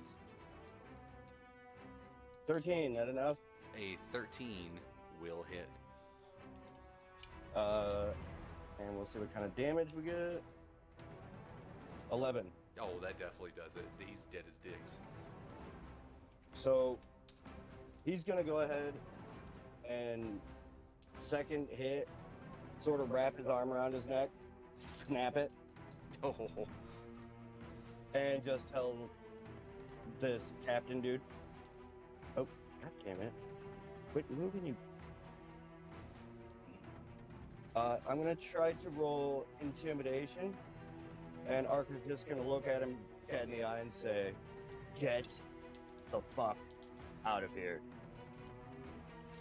all right. Go ahead and roll a intimidation for me, and I'm gonna have him do a kind of 30, like 20. All right. Let's see. You're gonna roll Alright. terrible for the rest of this campaign, guys. All right, he got a roll. Let's see. After you say that, it'll be the end of your turn. It'll be the start of his turn. Then you can see what action he takes in comparison to that roll. Dirty 20, though. You can assume it's probably going to be somewhat nice, at least.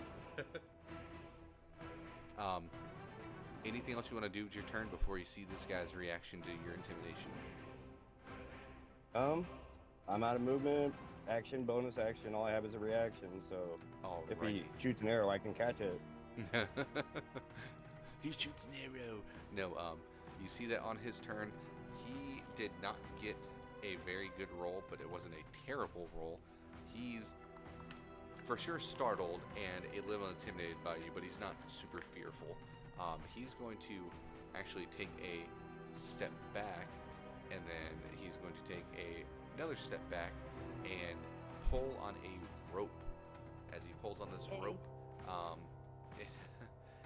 he goes, "Wake up, you stupid lug. We've got company, and it's your job to take care of them." And yeah, this thing starts to stand up and is going to start moving down this way. Actually, you can't really move that way very well. Well, we'll have it kind of move like this. 5, 10, 15, 20. What are you umming at? You can't see shit. You talking about? My character can see this. No, you can't see shit. According to, well, I probably couldn't, honestly. I'm just in the fog cloud. And down near Arca and this now dead tarnished scout that is over here, a rather large creature known to some as an ogre gets all up in Arca's shit and lets out a loud roar. There's an ogre afoot. But of course, you guys also hear, well, actually one of you do. V, give me a perception or investigation check real quick while you're kind of chilling around this corner.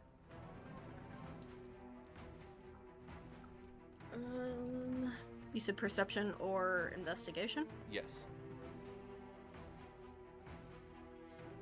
We're gonna go with perception for 10. Oh, fantastic. That's exactly what you needed for the bare minimum. You hear off in a direction that you can probably kind of see. You hear another knight saying to somebody to shut the hell up. And you hear a cat-like hiss coming from the southwest direction from where you currently are. Meanwhile, 4 is swinging wildly in the wrong direction. Otis and Zelia are kind of in the middle of the area, not super involved in anything else, but I'll say that just so that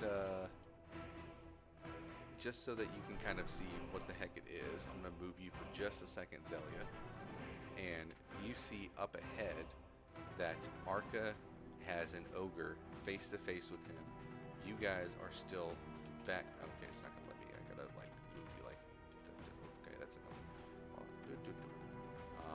just gonna fuck it. I'm just gonna stick you right there. That's fine. It's kind of a broken spot. And you hear 4 as his head comes back on.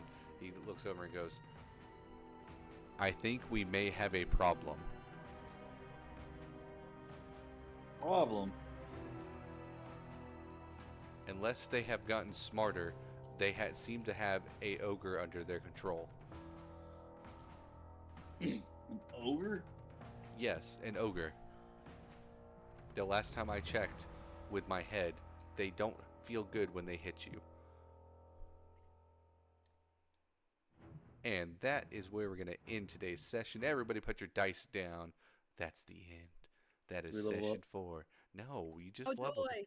You just leveled up. What are you talking about? You fucking It was worth an ask. Insanity.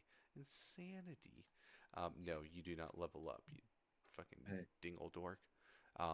But hey, that was session 4 of the Chronicles of Telpha. We have our 2 new people in, and you guys are in the middle of a battle against a outpost of Tarnished Order.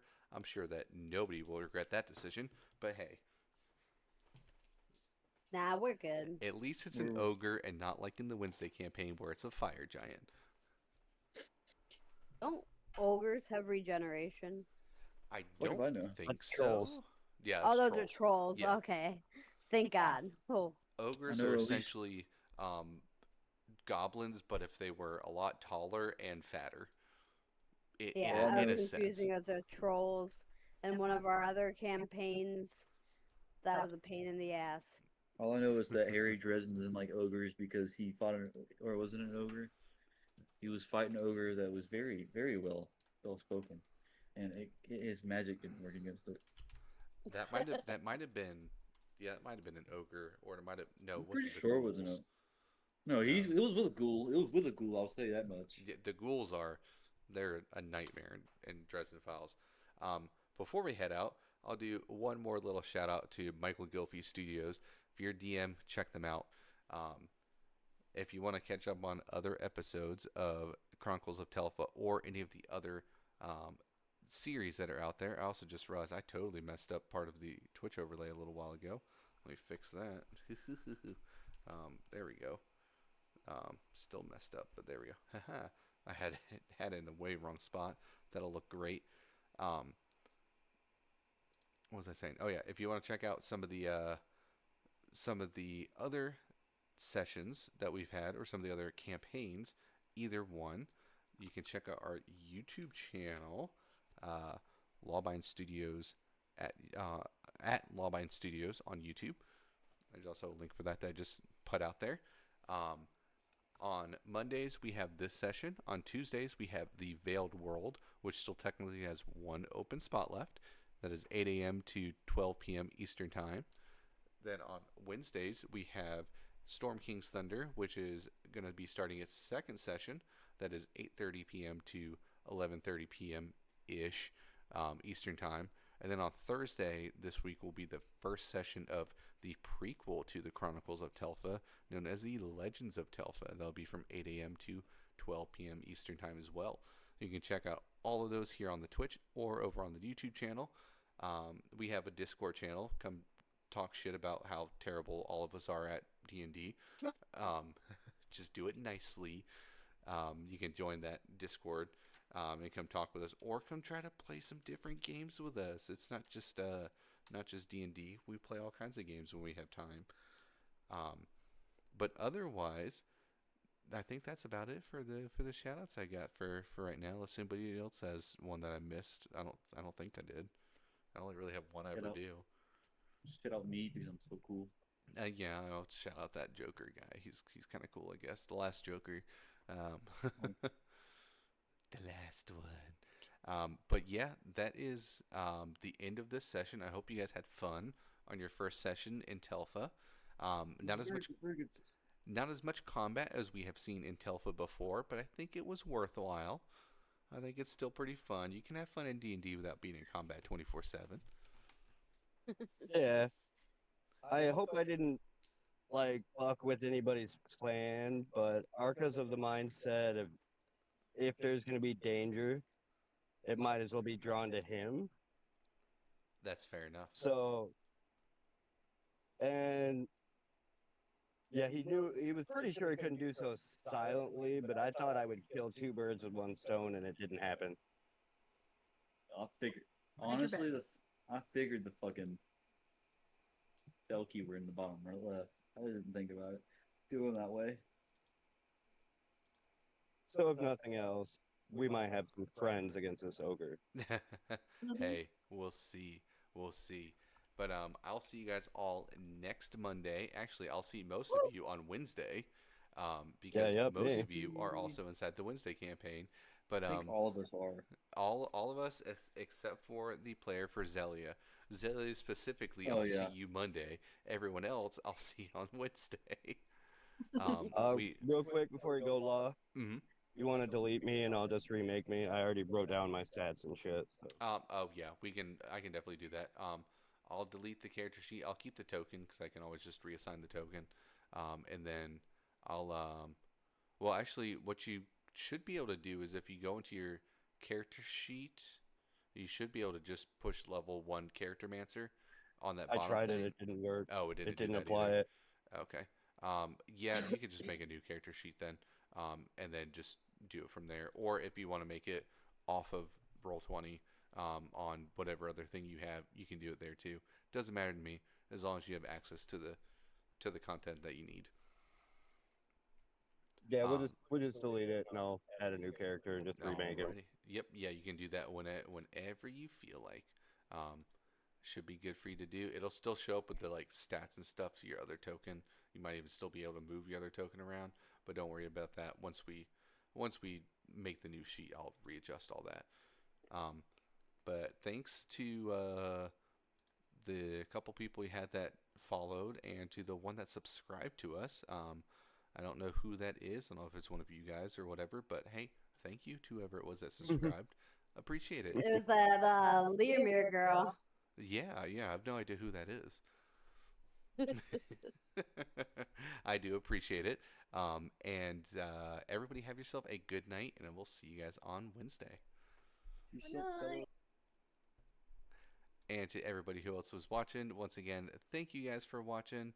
Shout out to Lawbind Studios and all that fun stuff. And we'll see you guys next week.